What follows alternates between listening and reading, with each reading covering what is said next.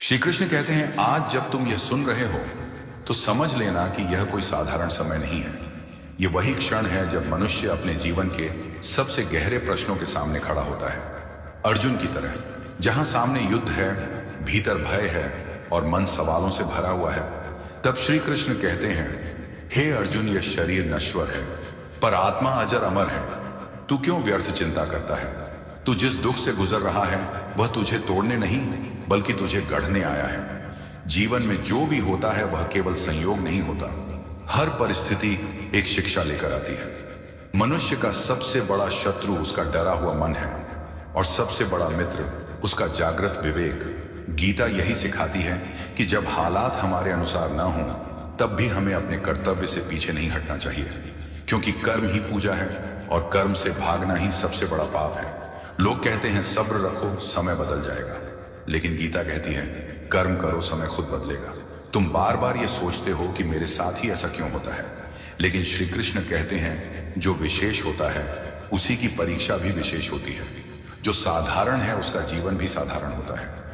जीवन में यदि अंधकार है तो समझ लो प्रकाश आने वाला है, यदि संघर्ष है तो समझ लो शक्ति बढ़ रही है, क्योंकि बिना तपस्या के कोई महान नहीं बनता, बिना पीड़ा के कोई ज्ञानी नहीं बनता और बिना कर्म के कोई सफल नहीं बनता। गीता का पहला संदेश यही है कि दुख स्थायी नहीं है, लेकिन डर स्थायी बन सकता है यदि तुमने उसे पकड़े रखा। इसलिए अपने मन को नियंत्रित करो, क्योंकि मन ही बंधन है और मन ही मुक्ति है। श्री कृष्ण कहते हैं उद्धरेतात्मनात्मानम नात्मानम वसादियेत, अर्थात स्वयं ही स्वयं का उद्धार करो। कोई बाहर से आकर तुम्हें बचाने नहीं आएगा। ईश्वर भी उसी की मदद करता है जो स्वयं चलने का साहस करता है। तुम बार बार दूसरों से तुलना करते हो, लेकिन गीता कहती है अपना कर्म करो, दूसरों के कर्म को मत देखो, क्योंकि हर आत्मा की यात्रा अलग है, हर व्यक्ति की भूमिका अलग है और हर संघर्ष का स्तर अलग है। जब तुम अपने आप को कम समझते हो तब तुम ईश्वर की बनाई हुई रचना पर ही संदेह करते हो। श्री कृष्ण कहते हैं तू निमित्त मात्र है, कर्ता मैं हूं, इसलिए फल की चिंता छोड़ और कर्म में डूब जा। ये संसार परिणाम से नहीं प्रयास से चलता है। जो प्रयास करता है वही आगे बढ़ता है, जो फल की चिंता करता है वह वहीं रुक जाता है। गीता हमें सिखाती है कि आसक्ति ही दुख का कारण है। जब तुम अपेक्षा रखते हो तब टूटते हो, जब तुम समर्पण करते हो तब मुक्त होते हो। जीवन में लोग बदलते हैं, रिश्ते बदलते हैं, हालात बदलते हैं, लेकिन यदि तुम भीतर से स्थिर हो तो कोई तुम्हें हिला नहीं सकता। श्री कृष्ण कहते हैं सुख दुख, लाभ हानि, जय पराजय को समान समझकर कर्म करो। यही समत्व योग है, यही जीवन जीने की कला है। आज मनुष्य की सबसे बड़ी समस्या यह है कि वह भविष्य की चिंता में वर्तमान को खो देता है, बीते हुए कल के बोझ में आज को दबा देता है। लेकिन गीता कहती है वर्तमान ही सत्य है, वर्तमान में किया गया कर्म ही भविष्य बनाता है। इसलिए जो हाथ में है वही करो, जो सामने है उसी से सीखो, जो बीत गया उसे जाने दो, क्योंकि जो गया वह अनुभव बन गया और जो आया है वह अवसर है। श्री कृष्ण कहते हैं जो अपने क्रोध पर विजय पा लेता है वही सच्चा विजेता है, जो अपने मन को जीत लेता है वही सच्चा योगी है। दुनिया से लड़ना आसान है, लेकिन खुद से लड़ना सबसे कठिन, और वही युद्ध महाभारत है, वही कुरुक्षेत्र है। हर इंसान के भीतर कुरुक्षेत्र है, जहां धर्म और अधर्म रोज युद्ध करते हैं, और हर रोज तुम्हें चुनना होता है कि तुम किसके साथ खड़े हो, भय के साथ या विश्वास के साथ, आलस्य के साथ या कर्म के साथ, भ्रम के साथ या ज्ञान के साथ। गीता कहती है ज्ञान ही सबसे बड़ा हथियार है, अज्ञान ही सबसे बड़ा अंधकार है। जब तक तुम नहीं जानते कि तुम कौन हो तब तक दुनिया तुम्हें बताती रहेगी कि तुम क्या नहीं हो, लेकिन जब तुम स्वयं को जान लेते हो तब दुनिया की हर आवाज शांत हो जाती है। श्री कृष्ण कहते हैं आत्मा न जन्म लेती है न मरती है, न इसे शस्त्र काट सकते हैं न अग्नि जला सकती है। इसलिए मृत्यु से मत डरो, हार से मत डरो, क्योंकि हार भी एक शिक्षक है। गिरना गलत नहीं है, उठने से इनकार करना गलत है। गीता यह नहीं कहती कि तुम कभी दुखी नहीं होगे, गीता यह सिखाती है कि दुख में भी तुम टूटोगे नहीं। जीवन में जब कोई तुम्हें छोड़कर चला जाए तो समझ लेना कि वह भूमिका पूरी कर चुका था, जो रह गया है वह अभी सीख रहा है। श्री कृष्ण कहते हैं जो तुम्हारा है वह तुम्हें मिलेगा, जो नहीं है उसके लिए रोना व्यर्थ है। इसलिए जो मिला है उसका सम्मान करो, जो नहीं मिला उसके लिए स्वयं को दोष मत दो। समय हर किसी को उसका फल देता है। बस देर और अंधेर में फर्क समझो। देर होती है, अंधेर नहीं। आज यदि परिणाम नहीं दिख रहा तो इसका मतलब यह नहीं कि कर्म व्यर्थ जा रहा है। बीज को भी पेड़ बनने में समय लगता है। इसलिए धैर्य रखो। गीता धैर्य सिखाती है, साहस सिखाती है और आत्मबल सिखाती है। यह ग्रंथ केवल धार्मिक नहीं है, यह जीवन प्रबंधन का शास्त्र है। यह सिखाता है कि कैसे विपरीत परिस्थितियों में भी शांत रहना है, कैसे आलोचना में भी संतुलन रखना है, कैसे सफलता में भी अहंकार से दूर रहना है। श्री कृष्ण कहते हैं, अहंकार ही पतन का कारण है, विनम्रता ही उन्नति का द्वार है। जब तुम यह सोचते हो कि सब कुछ मैं ही हूं, तब गिरते हो, और जब यह समझते हो कि मैं केवल माध्यम हूं, तब उठते हो। गीता कहती है, सेवा ही सच्ची भक्ति है, कर्तव्य ही सच्चा धर्म है और प्रेम ही सच्चा ज्ञान है। जीवन में जब तुम थक जाओ, जब तुम्हें लगे कि अब नहीं हो पाएगा, तब यह याद करना कि अर्जुन भी टूटा था, रोया था, हथियार डाल दिए थे, लेकिन उसी अर्जुन को श्री कृष्ण ने उठाया और कहा, उठो, युद्ध तुम्हारे लिए नहीं, धर्म के लिए है। तुम्हारी जीत केवल तुम्हारी नहीं, आने वाली पीढ़ियों की होगी। इसलिए अपने जीवन को केवल अपने तक सीमित मत रखो। तुम्हारा संघर्ष किसी और की प्रेरणा बन सकता है, तुम्हारा धैर्य किसी और की ताकत बन सकता है और तुम्हारा विश्वास किसी और का सहारा बन सकता है। गीता हमें यही सिखाती है कि जीवन भागने के लिए नहीं, जागने के लिए है, सहने के लिए नहीं, समझने के लिए है और डरने के लिए नहीं, धर्म के साथ खड़े होने के लिए है। इसलिए आज यदि तुम किसी मोड़ पर खड़े हो, यदि निर्णय कठिन लग रहा है, यदि मन विचलित है, तो श्री कृष्ण की यह वाणी याद रखना, कर्म करो, फल की चिंता मत करो, मैं तुम्हारे साथ हूं।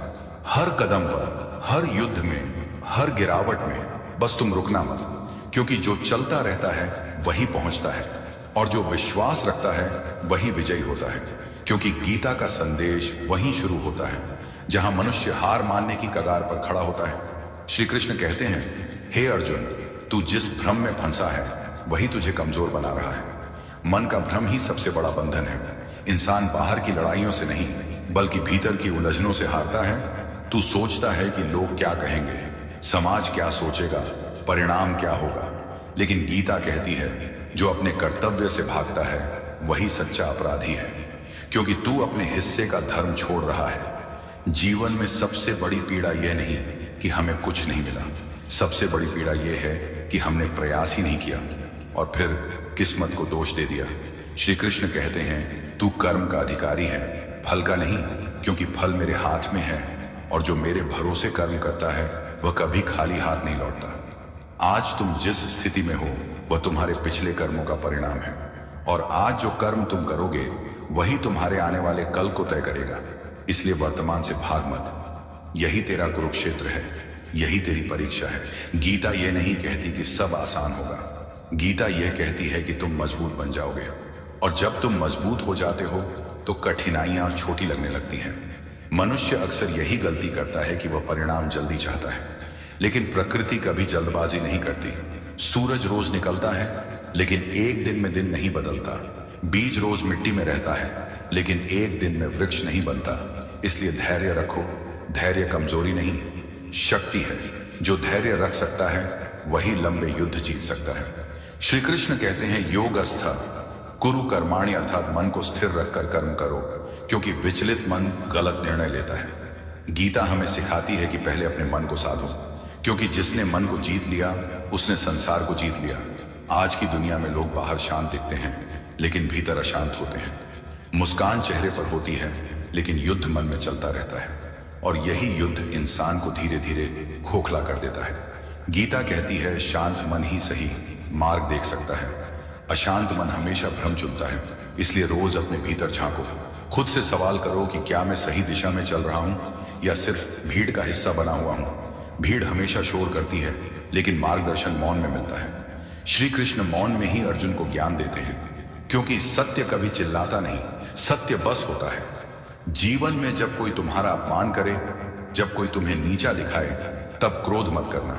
गीता कहती है, क्रोध से विवेक नष्ट होता है और विवेक नष्ट होने से मनुष्य स्वयं का विनाश कर लेता है।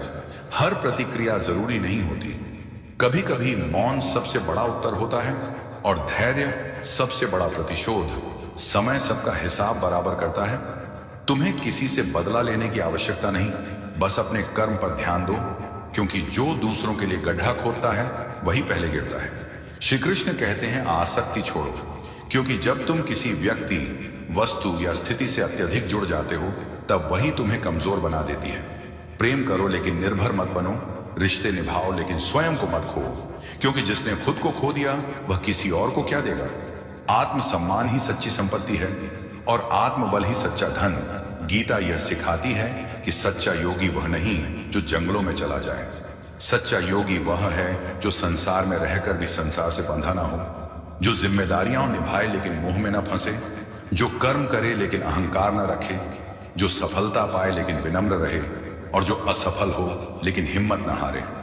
जीवन में कई बार ऐसा होगा जब तुम्हें लगेगा कि तुम अकेले हो, कोई समझने वाला नहीं है, कोई साथ देने वाला नहीं है, लेकिन उसी क्षण श्री कृष्ण कहते हैं मैं तुम्हारे साथ हूं, तुम्हारी हर सांस में, तुम्हारे हर संघर्ष में, तुम्हारे हर आंसू में। बस तुम मुझे याद रखो और अपने कर्तव्य से मत हटो। जो मुझे समर्पित होकर कर्म करता है उसका मार्ग मैं स्वयं प्रशस्त करता हूं। गीता हमें सिखाती है कि भक्ति का अर्थ केवल पूजा नहीं है। भक्ति का अर्थ है अपने हर कर्म को ईश्वर को समर्पित कर देना। जब तुम ईमानदारी से काम करते हो वह भी भक्ति है। जब तुम किसी की सहायता करते हो वह भी भक्ति है। जब तुम अन्याय के खिलाफ खड़े होते हो वह भी भक्ति है। धर्म का अर्थ केवल मंदिर या ग्रंथ नहीं है। धर्म का अर्थ है सही के साथ खड़ा होना, चाहे पूरा संसार तुम्हारे खिलाफ क्यों ना हो। अर्जुन के सामने भी अपनों को छोड़ने का कठिन निर्णय था, लेकिन श्री कृष्ण ने उसे सिखाया कि अधर्म के साथ खून का रिश्ता भी त्यागने योग्य है, क्योंकि सत्य से बड़ा कोई संबंध नहीं होता। आज जब तुम गलत के खिलाफ बोलने से डरते हो, जब तुम अन्याय सह लेते हो, तब गीता पूछती है कि क्या तुम अपने धर्म से भाग रहे हो। याद रखो, चुप रहना भी कई बार पाप बन जाता है। जीवन में हर कोई तुम्हें पसंद नहीं करेगा, हर कोई तुम्हारे फैसलों से खुश नहीं होगा, लेकिन गीता कहती है सबको खुश करने चला तो खुद को खो देगा। इसलिए जो सही लगे वही करो, चाहे रास्ता कठिन हो, क्योंकि आसान रास्ते भीड़ वाले होते हैं और सही रास्ते अकेले। श्री कृष्ण कहते हैं भय त्यागो, क्योंकि भय ही मनुष्य को गुलाम बनाता है। जो डर गया वह हार गया, और जो डट गया वही विजेता बना। मृत्यु से मत डरो, अपमान से मत डरो, असफलता से मत डरो। डरना है तो केवल अधर्म से डरो, अपने कर्तव्य से विमुख होने से डरो, क्योंकि शरीर तो नश्वर है लेकिन कर्म अमर है। लोग तुम्हें तुम्हारे शब्दों से नहीं, तुम्हारे कर्मों से याद रखेंगे। इसलिए आज निर्णय लो कि चाहे परिस्थिति कैसी भी हो, तुम अपने कर्म से पीछे नहीं हटोगे। तुम सत्य के साथ खड़े रहोगे, तुम धैर्य रखोगे, तुम स्वयं पर विश्वास रखोगे, क्योंकि गीता कहती है आत्मा में असीम शक्ति है, बस उसे पहचानने की जरूरत है।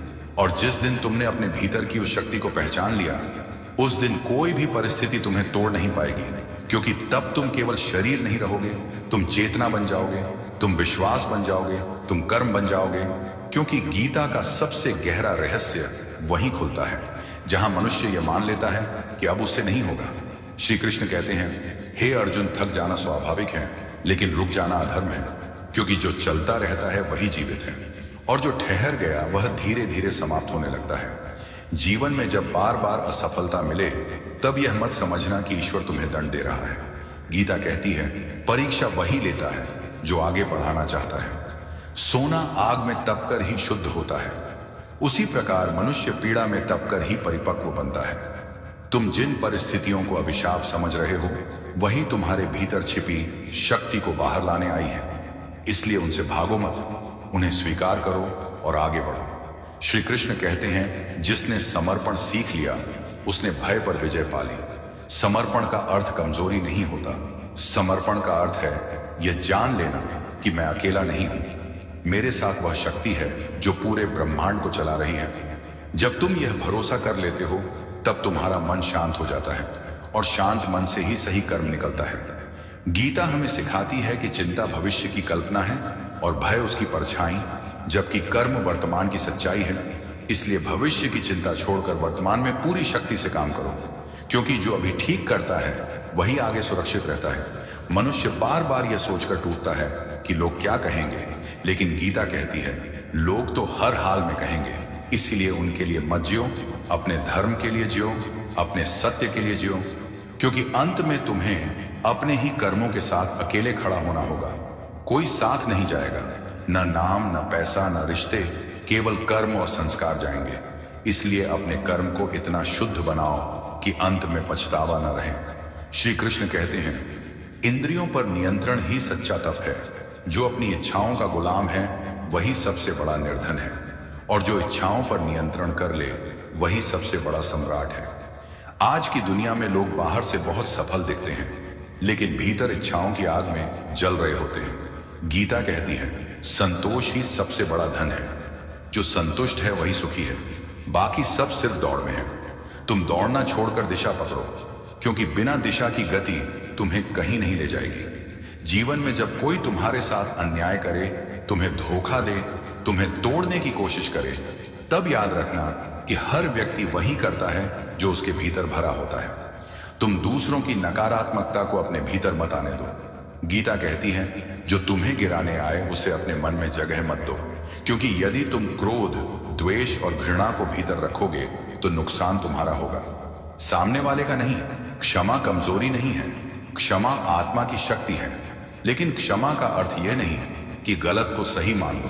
क्षमा का अर्थ है स्वयं को उस बोझ से मुक्त कर लेना, न्याय का काम समय और ईश्वर पर छोड़ देना। श्री कृष्ण कहते हैं, समय सबसे बड़ा न्यायाधीश है, उससे कोई नहीं बचता। इसलिए अधीर मत बनो, जो तुम्हारा है वह तुम्हें मिलेगा, और जो नहीं है उसके पीछे भागना तुम्हारी ऊर्जा को नष्ट करेगा। गीता हमें सिखाती है कि सच्चा सुख बाहरी वस्तुओं में नहीं है, वह भीतर की स्थिरता में है। जब तुम्हें अपने अस्तित्व पर भरोसा हो जाता है, तब तुम अकेले भी पूर्ण होते हो। तुम्हें किसी की स्वीकृति की आवश्यकता नहीं रहती, और यही अवस्था मोक्ष की ओर पहला कदम है। जीवन में कई बार ऐसा होगा जब तुम्हें लगेगा कि सब कुछ छिन गया है, सम्मान चला गया, संबंध टूट गए, पहचान खत्म हो गई। लेकिन उसी क्षण गीता कहती है, जब कुछ नहीं बचता तब सत्य प्रकट होता है। तब तुम्हें पता चलता है कि तुम वास्तव में कौन हो। तुम शरीर नहीं हो, तुम पद नहीं हो, तुम परिस्थितियां नहीं हो, तुम वह चेतना हो जो सबको देख रही है, और जो देख सकता है वह कभी नष्ट नहीं होता। श्री कृष्ण कहते हैं, जिसने यह जान लिया कि मैं आत्मा हूं, वह कभी भयभीत नहीं होता, क्योंकि आत्मा को कोई चोट नहीं पहुंचा सकता। इसीलिए जीवन में जब डर आए तो अपने अस्तित्व को याद करो, अपने भीतर के कृष्ण को याद करो, जो हर समय तुम्हारे सारथी बने खड़े हैं। लेकिन सारथी तभी मार्ग दिखाता है जब तुम रथ में बैठे हो, यानी जब तुम कर्म के मैदान में उतरते हो। जो भाग जाता है उसके लिए कोई गीता नहीं। गीता उनके लिए है जो युद्ध के बीच भी सत्य सुनना चाहता है, जो आंसुओं के बीच भी धर्म नहीं छोड़ता, जो टूटने के बाद भी खड़ा होने का साहस रखता है। श्री कृष्ण कहते हैं, जीवन में हार और जीत एक सी है, दोनों अस्थाई हैं, स्थायी केवल तुम्हारा चरित्र है। इसलिए जीत में विनम्र रहो और हार में दृढ़, क्योंकि वही सच्चा योग है, वही संतुलन है, वही जीवन की कला है। आज यदि तुम स्वयं को कमजोर समझ रहे हो तो यह केवल भ्रम है, क्योंकि जिसने यह सुन लिया है वह कमजोर नहीं रह सकता। तुम्हारे भीतर वही शक्ति है जिसने अर्जुन को उठाया था। बस तुम्हें अपने भीतर झांकना है, अपने मन को साधना है, और यह निश्चय करना है कि चाहे जो हो जाए तुम अपने कर्म से पीछे नहीं हटोगे, तुम सत्य से समझौता नहीं करोगे, तुम धैर्य नहीं खोओगे, क्योंकि गीता कहती है, जो अंत तक डटा रहता है वही अंत में विजयी होता है, और यही जीवन का अंतिम सत्य है। अब इस चरण पर गीता मनुष्य को केवल संघर्ष से नहीं बल्कि स्वयं से परिचय कराती है।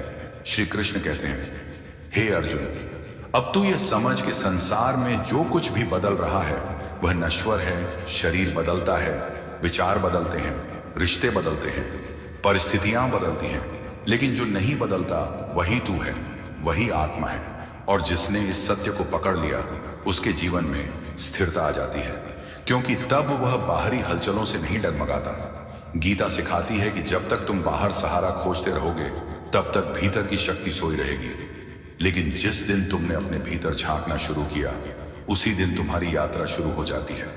श्री कृष्ण कहते हैं, आत्मा स्वयं अपना प्रकाश है, उसे किसी और से प्रमाण की आवश्यकता नहीं। आज तुम जिस सम्मान के पीछे भाग रहे हो, जिस स्वीकृति के लिए खुद को तोड़ रहे हो, वह सब अस्थाई है। लोग आज ताली बजाएंगे, कल भूल जाएंगे, लेकिन यदि तुमने अपने अंतःकरण की आवाज सुन ली तो जीवन भर पछतावा नहीं रहेगा। गीता कहती है आत्मसंतोष ही सच्ची सफलता है, बाकी सब केवल पड़ाव है। जीवन में जब तुम्हें लगे कि सब कुछ व्यर्थ है, मेहनत बेकार जा रही है, कोई पहचान नहीं मिल रही, तब यह मत भूलना कि कर्म कभी व्यर्थ नहीं जाता। हर कर्म अपना संस्कार छोड़ता है और वही संस्कार सही समय पर फल बनकर सामने आता है। श्री कृष्ण कहते हैं समय पर भरोसा रखो, क्योंकि समय ईश्वर का सबसे सटीक उपकरण है। वह न किसी का पक्ष लेता है, न किसी से अन्याय करता है, बस वही देता है जिसके लिए तुम तैयार हो। कई बार देर इसलिए होती है क्योंकि तुम अभी उतने मजबूत नहीं हो जितना उस फल को संभालने के लिए चाहिए। इसलिए प्रतीक्षा को सजा मत समझो, उसे तैयारी समझो। गीता हमें यह भी सिखाती है कि अकेलापन अभिशाप नहीं होता। अकेलापन वह अवस्था है जहां मनुष्य खुद से मिलने लगता है, जहां भीड़ की आवाजें शांत होती हैं और आत्मा की आवाज सुनाई देती है। महान लोग अकेलेपन से ही निकलते हैं, क्योंकि वहीं चिंतन होता है, वहीं आत्मबल पैदा होता है। यदि आज तुम अकेले हो तो घबराओ मत, यह समय तुम्हें तोड़ने नहीं बल्कि तुम्हें गहराई देने आया है। श्री कृष्ण कहते हैं जो हर किसी को खुश करने निकल पड़ता है वह अंत में खुद से दूर हो जाता है। इसलिए अपनी सीमाएं तय करो। हर किसी को जवाब देना जरूरी नहीं, हर निमंत्रण स्वीकार करना जरूरी नहीं और हर रिश्ते को ढूंढना जरूरी नहीं। आत्मसम्मान धर्म है और आत्मसम्मान से समझौता अधर्म। गीता स्पष्ट कहती है कि जो तुम्हें भीतर से तोड़ दे उससे दूरी भी साधना है। जीवन में कई बार तुम्हें गलत समझा जाएगा, तुम्हारी नीयत पर सवाल उठेंगे, तुम्हारे कर्मों को तोड़ा मरोड़ा जाएगा, लेकिन सत्य को सफाई की आवश्यकता नहीं होती, समय स्वयं उसे उजागर कर देता है। इसलिए खुद को साबित करने की होड़ में मत पड़ो, अपने कर्म को बोलने दो, क्योंकि शोर झूठ करता है और मौन सत्य बोलता है। श्री कृष्ण कहते हैं जो व्यक्ति अपने मन को स्थिर कर लेता है वही सच्चा साधक है। साधना केवल ध्यान में बैठना नहीं है, साधना है हर परिस्थिति में संतुलन बनाए रखना। सुख आए तो उछलना नहीं, दुख आए तो टूटना नहीं, प्रशंसा मिले तो अहंकार नहीं, निंदा मिले तो हताशा नहीं। यही समत्व है, यही गीता का हृदय है। आज यदि तुम्हारे जीवन में बार बार वही समस्याएं लौट कर आ रही हैं तो समझ लो कि अभी पाठ पूरा नहीं हुआ। जीवन तब तक वही अध्याय दोहराता है जब तक तुम सीख नहीं लेते। इसलिए शिकायत मत करो, समझने की कोशिश करो कि यह परिस्थिति तुम्हें क्या सिखाने आई है। गीता कहती है सीख लिया तो चक्र टूट जाएगा, नहीं सीखा तो वही पीड़ा नए रूप में फिर आएगी। श्री कृष्ण कहते हैं तुम जिस बात से भागते हो वही तुम्हारा पीछा करती है, और जिसे स्वीकार कर लेते हो वह अपना असर खो देती है। इसलिए अपने भय को देखो, उससे आंख मत चुराओ, क्योंकि भय केवल अज्ञान से पैदा होता है और ज्ञान का प्रकाश पड़ते ही अंधकार मिट जाता है। जीवन में जब तुम्हें लगे कि तुम सही हो फिर भी परिणाम विपरीत हैं, तब भी धर्म मत छोड़ना, क्योंकि धर्म तत्काल फल नहीं मांगता, धर्म दीर्घकालीन विजय देता है। इतिहास गवाह है कि सत्य कभी हारता नहीं, बस उसकी घड़ी देर से आती है। श्री कृष्ण कहते हैं जो धैर्य रख सकता है वही ईश्वर पर पूरा भरोसा कर सकता है, और भरोसा वही रख सकता है जिसने अहंकार छोड़ा हो। इसलिए हर दिन स्वयं से यह प्रश्न करो कि क्या मैं अपने कर्म को ईश्वर को समर्पित कर रहा हूं या केवल अपने अहंकार को संतुष्ट कर रहा हूं। जिस दिन कर्म समर्पण बन गया उस दिन जीवन बोझ नहीं रहेगा, वह साधना बन जाएगा, और साधना कभी व्यर्थ नहीं जाती, क्योंकि साधना ही अंततः मुक्ति का मार्ग खोलती है। और यही गीता का मौन लेकिन सबसे शक्तिशाली संदेश है। मित्रों, श्री कृष्ण की वाणी वह दीपक है जो अंधकार में भी मार्ग दिखाता है, इसलिए इसे सुबह और रात अवश्य सुनना चाहिए। अब आइए उस पवित्र ग्रंथ को समझें जिसे श्रीमद् भगवद गीता कहा जाता है। यह एकमात्र ऐसा शास्त्र है जिसे भगवान श्री कृष्ण ने स्वयं गाया। मित्रों, भगवान श्री कृष्ण कहते हैं उपासना प्रेम का सर्वोच्च रूप है, और इसी भाव को मीरा ने अपने आराध्य में समर्पित कर दिया। रुक्मणी ने दाम्पत्य के सूत्र में बंधकर कृष्ण को जीवन साथी बनाया, पर राधा ने निष्काम और स्वतंत्र प्रेम से उन्हें केवल कृष्ण ही रहने दिया।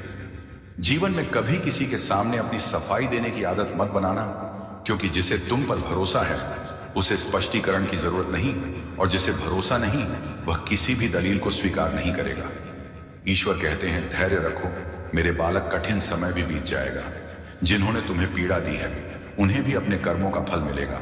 और सौभाग्य हुआ तो तुम्हें वह दृश्य देखने का अवसर भी मिलेगा। जब जुबान पर कृष्ण का नाम सहज आ जाए तो मन में अपने आप शांति और संतोष उतर आता है। सांस रुकने से इंसान एक बार मरता है, लेकिन अपनों का साथ छूट जाए तो इंसान हर दिन टूटता है। अहंकार और गलतफहमियां रिश्तों की सबसे बड़ी दीवार बन जाती है, क्योंकि अहंकार सच सुनने नहीं देता और भ्रम सच देखने नहीं देता। बोझ कितना भी भारी हो, कंधा पिता का कभी शिकायत नहीं करता, क्योंकि पिता ही वह आधार है जिस पर आंख मूंद कर भरोसा किया जा सकता है। जिन लोगों ने तुम्हें जीतना सिखाया हो, उन्हें पछाड़ने का प्रयास कभी मत करना। आजकल पवित्रता नफरत में ही बची है, क्योंकि प्यार में तो लोग सब कुछ उतार कर फिर इज्जत की बातें करते हैं।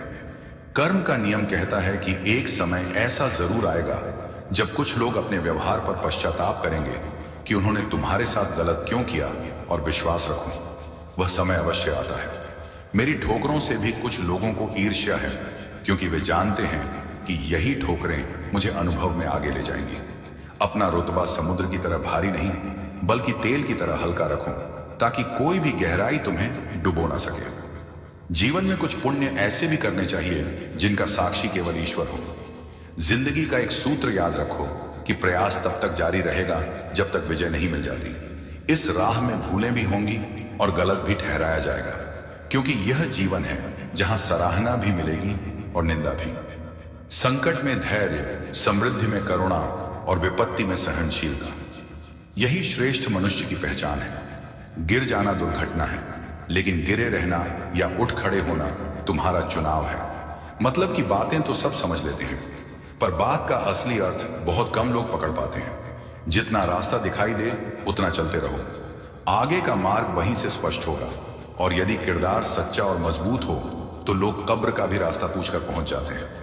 छोटी सी उम्र में दुनिया बहुत करीब से देख चुका हूं, कौन सगा है और कौन सिर्फ नाम का अपना है, यह भी भली भांति समझ चुका हूं। जीवन की हर उलझन का असली समाधान हमारे भीतर ही छिपा होता है। बाकी लोगों के पास तो केवल सलाहों का भंडार होता है। यदि किसी की संगत से सोचने का नजरिया बदलने लगे तो यह मान लेना चाहिए कि वह व्यक्ति साधारण नहीं है। एक साल या एक महीने का हिसाब मत लगाओ, बल्कि यह सोचो कि एक दिन में क्या बदला जा सकता है। लोग कीचड़ से इसलिए बचते हैं कि कपड़े मैले ना हों, और कीचड़ को भ्रम हो जाता है कि लोग उससे भयभीत हैं। याद रखना, जीवन में जो चीज चुनौती देती है वही तुम्हें बदलने की ताकत भी रखती है। संघर्ष चाहे जितना भी कठोर हो, वह इंसान को भीतर से मजबूत ही बनाता है। समय के साथ उन्हीं की कद्र करना सीखो जो तुम्हारी कद्र करते हैं, क्योंकि ज्यादा झुकने से सम्मान की नीलामी हो जाती है।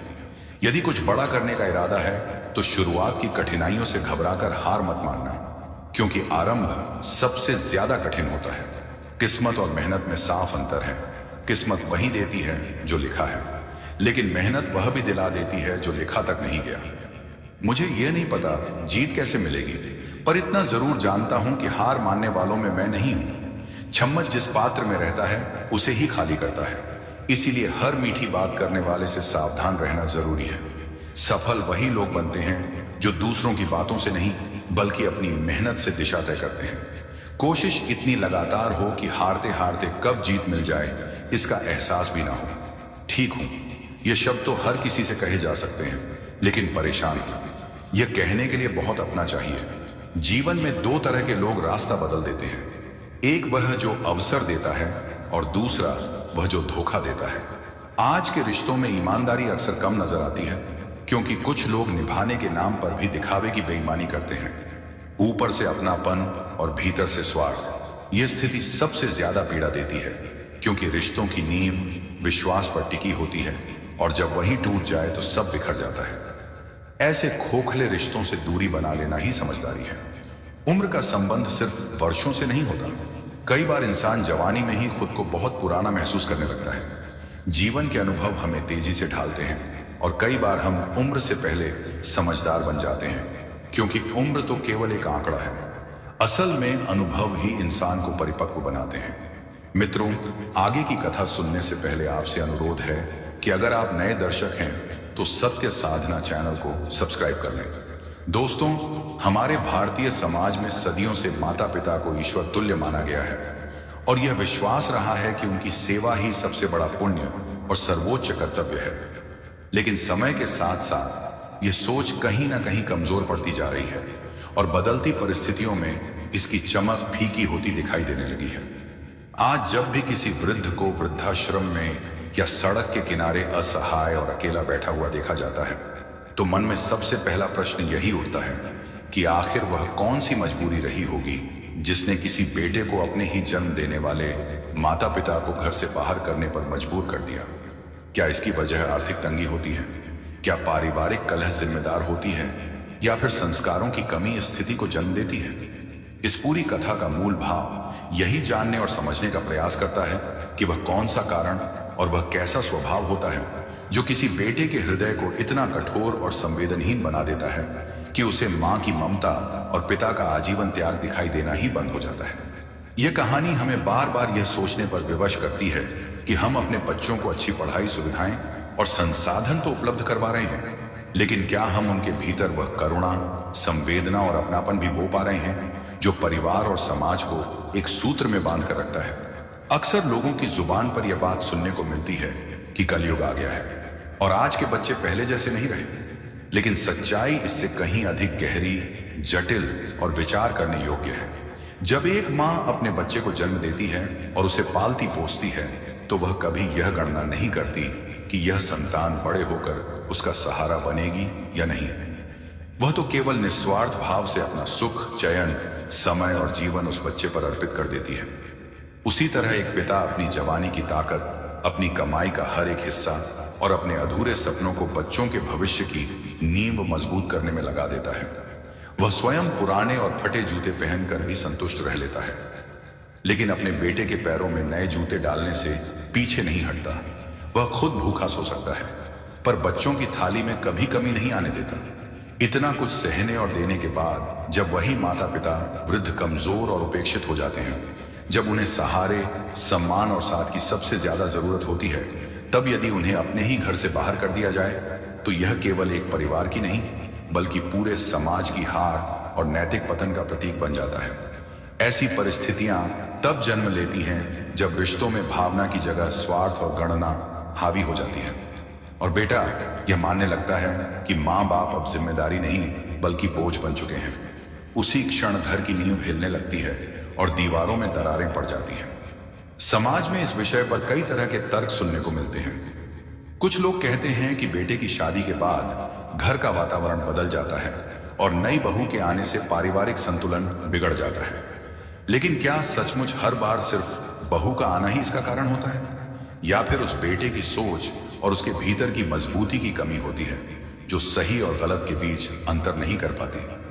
माता पिता को घर से निकालने वाला बेटा वह नहीं होता जो केवल पत्नी की बात मानता है, बल्कि वह होता है जो अपने अतीत, अपने संस्कार और अपने अस्तित्व को ही भुला बैठता है। उसे यह याद ही नहीं रहता कि जिन हाथों ने कभी उसकी उंगली पकड़कर चलना सिखाया था, आज वही हाथ कांप रहे हैं और उन्हें सहारे की जरूरत है। यह कहानी हमें यह भी सिखाती है कि कभी कभी जरूरत से ज्यादा लाड प्यार और बच्चों की हर इच्छा को बिना संघर्ष के पूरा करना भविष्य में एक बड़ी भूल बन सकता है। जब बच्चों को संघर्ष का मूल्य नहीं सिखाया जाता और हर चीज उन्हें थाली में सजाकर परोस दी जाती है, तो उनके भीतर कृतज्ञता का भाव धीरे धीरे समाप्त हो जाता है। उन्हें लगने लगता है कि सब कुछ उनका अधिकार है, और जब माता पिता के पास देने के लिए कुछ शेष नहीं रहता, तब वही बच्चे उन्हें अनुपयोगी समझने लगते हैं।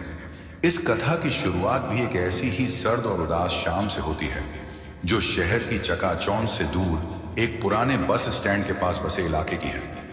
दिसंबर का महीना था और ठंड अपने चरम पर पहुंच चुकी थी।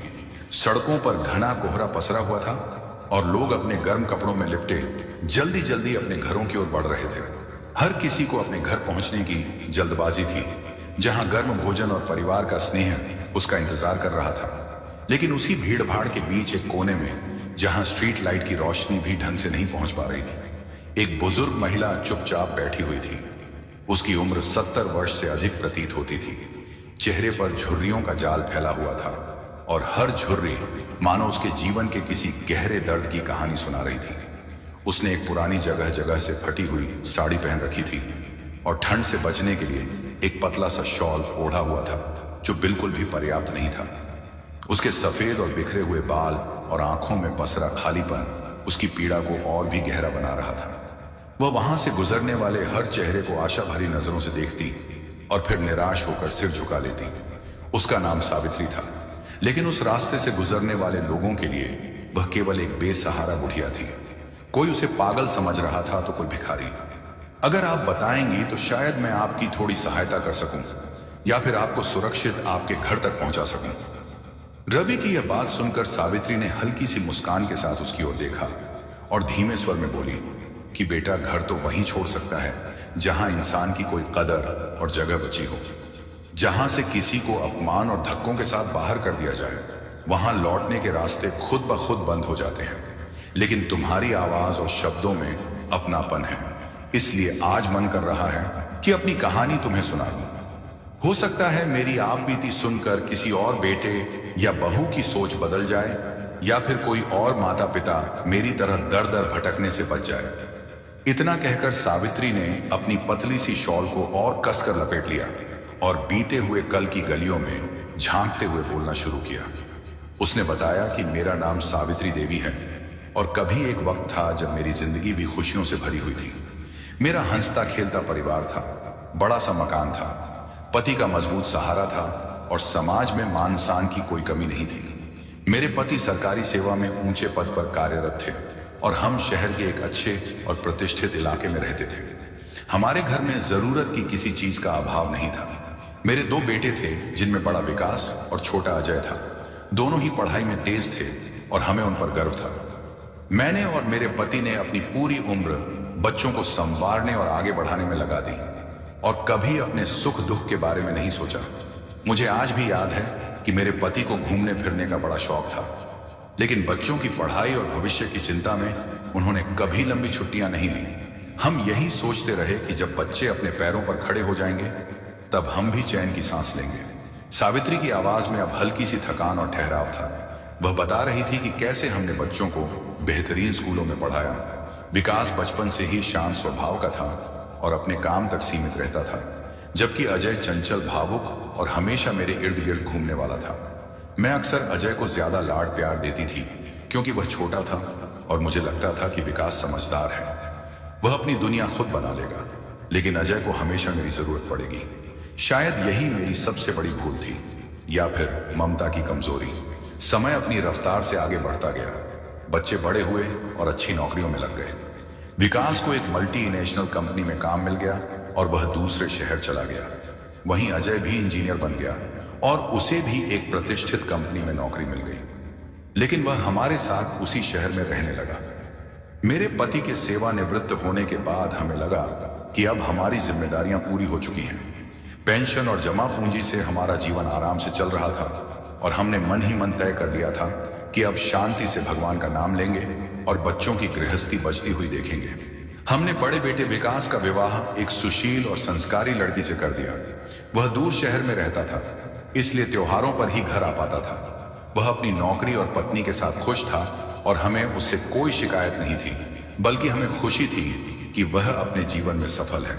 असली बदलाव तब शुरू हुआ जब हमने छोटे बेटे अजय के विवाह का निर्णय लिया।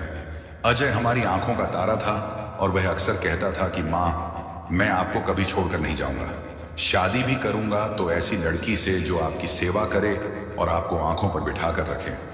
उसकी इन बातों को सुनकर मेरा हृदय गर्व से भर जाता था और मुझे लगता था कि मेरा बुढ़ापा सुरक्षित हाथों में है। सावित्री एक पल के लिए रुकी और सामने जल रही अलाव की लौ को देखने लगी, जिसे कुछ रिक्शा चालकों ने ठंड से बचने के लिए जलाया था। फिर उसने गहरी सांस लेकर कहा कि बेटा, इंसान की सबसे बड़ी भूल यही होती है कि वह शब्दों पर भरोसा कर लेता है और समय की चाल को पहचान नहीं पाता। हमने अजय की शादी अपनी पसंद की लड़की वंदना से कर दी। वंदना रूपवती थी और एक अच्छे घराने से ताल्लुक रखती थी। शादी के शुरुआती दिन बहुत अच्छे गुजरे। घर में नई बहू के आने से रौनक थी, हंसी खुशी का माहौल था और मैं बेहद प्रसन्न थी। बिना किसी संकोच के मैंने घर की सारी चाबियां और जिम्मेदारियां पूरे विश्वास के साथ वंदना को सौंप दी। मैंने सोचा कि अब मेरा आराम करने का समय आ गया है। बहू घर की जिम्मेदारी संभाल लेगी और मैं सिर्फ उसे सही दिशा दिखाऊंगी। लेकिन मुझे यह अंदाजा नहीं था कि अधिकार छोड़ना धीरे धीरे अपने अस्तित्व को भी सौंप देना होता है। शुरू शुरू में सब कुछ सामान्य ही लगा। अजय रोज दफ्तर चला जाता था। घर में मैं और वंदना रहते थे। मेरे पति अपनी किताबों और मित्रों में खोए रहते थे। पर समय के साथ वंदना का व्यवहार बदलने लगा। जो बातें पहले हंसी जात में कही जाती थी वही अब तानों में बदलने लगी। अगर मैं रसोई में जाकर कुछ बनाने का प्रयास करती तो वह मीठे लहजे में कहती कि माँ जी आप क्यों कष्ट करती हैं, आप आराम कीजिए, किचन गंदा हो जाता है। बाहर से सुनने में यह शब्द बड़े स्नेह से भरे लगते थे, लेकिन सच्चाई यह थी कि मुझे मेरे ही घर की रसोई से धीरे धीरे बाहर किया जा रहा था। मुझे यह एहसास होने लगा कि अब मेरी इच्छा से एक सब्जी तक नहीं बन सकती। असली बदलाव तब आया जब मेरे पति का अचानक दिल का दौरा पड़ने से निधन हो गया। उस क्षण ने मुझे भीतर तक तोड़ दिया। मैं बिल्कुल अकेली रह गई और मुझे लगा कि अब बेटा बहू ही मेरा सहारा होंगे। अजय ने बहुत रोकर मुझे गले लगाया और कहा कि माँ मैं हूं, आपको पापा की कमी महसूस नहीं होने दूंगा। उसकी बातों से मुझे हिम्मत मिली, लेकिन पिता का साया उठते ही घर का संतुलन भी बिगड़ गया। अब तक जो पेंशन और पैसे मेरे पति के नाम आते थे और जिनका हिसाब वही रखते थे, सब मेरे नाम पर आने वाले थे। लेकिन मैं तो हमेशा से गृहिणी रही थी। मुझे बैंक और लेन देन की ज्यादा समझ नहीं थी। 13वीं के कुछ दिन बाद अजय कुछ कागज लेकर मेरे पास आया। बड़े प्यार से बोला कि अब सारी जिम्मेदारी मुझे ही संभालनी होगी। आपको बार बार बैंक नहीं जाना पड़े, इसलिए अच्छा होगा कि घर और सारी बचत मेरे नाम कर दीजिए। मैं सब कुछ ठीक से संभाल लूंगा, आपको बस आराम करना है। बेटे पर मुझे अपनी जान से भी ज्यादा भरोसा था। मैंने बिना कुछ सोचे उन कागजों पर हस्ताक्षर कर दिया, यह जाने बिना कि मैं अपने ही जीवन के फैसले पर दस्तखत कर रही हूं। उसके बाद अजय का व्यवहार बदलने लगा। जो बेटा पहले दफ्तर से आते ही मेरे हाल पूछता था, अब बिना देखे अपने कमरे में चला जाता। बुलाने पर झुंझुला कर कहता कि बहुत थका हूं, बाद में बात करेंगे। वंदना तो अब खुलकर अपनी मनमानी करने लगी थी। सुबह की चाय के लिए भी इंतजार करना पड़ता। पहले 7 बजे चाय मिल जाती थी, अब 10 बजे बज जाते और कोई पूछने वाला नहीं होता। मांगने पर बर्तन पटक कर कहती कि अभी काम खत्म नहीं हुआ है, फुर्सत में देंगे। मैं कोई नौकरानी नहीं हूं। धीरे धीरे मुझे घर के एक कोने वाले कमरे में भेज दिया गया, जो पहले स्टोर रूम था। वहां ना हवा थी ना रोशनी। बहाना यह बनाया गया कि मेहमानों के लिए बड़ा कमरा चाहिए, और मुझे तो वैसे भी शांति पसंद है। मैंने यह भी बच्चों की खुशी समझकर सह लिया, लेकिन मन के भीतर एक टीस थी कि जिस घर की हर ईंट मैंने अपने सपनों को दबाकर जोड़ी थी, उसी घर में आज मैं एक बेकार सामान की तरह पड़ी हूं। एक दिन वंदना की किटी पार्टी थी। उसकी सहेलियां आई हुई थी। मैं पानी लेने बाहर निकली। साधारण कपड़े थे और उम्र के कारण थोड़ा झुकी हुई थी। एक सहेली ने मुझे देखकर पूछा कि यह कौन है, तो वंदना ने लापरवाही से कहा कि अजय की मां है, बस यही पड़ी रहती है, इनका दिमाग अब काम नहीं करता। यह वाक्य कानों में पड़ते ही मेरे पैरों के नीचे से जमीन जैसे खिसक गई। मैं वही मां थी जिसने अजय को जन्म दिया था। अपनी नींद, अपनी इच्छाएं और अपना जीवन उसे बड़ा करने में लगा दिया था। लेकिन आज मेरी पहचान बस इतनी रह गई थी कि मेरा दिमाग सही से काम नहीं करता। मैं चुपचाप बिना पानी लिए ही अपने कमरे में लौट आई और घंटों तक सिसकती रही। मन में यही चलता रहा कि क्या यही उस ममता का फल है। शाम को जब अजय घर लौटा तो मैंने ठान लिया कि उससे यह अपमान साझा करूंगी। मुझे उम्मीद थी कि वह अपनी पत्नी को समझाएगा, उसे बताएगा कि मां का सम्मान कैसे किया जाता है।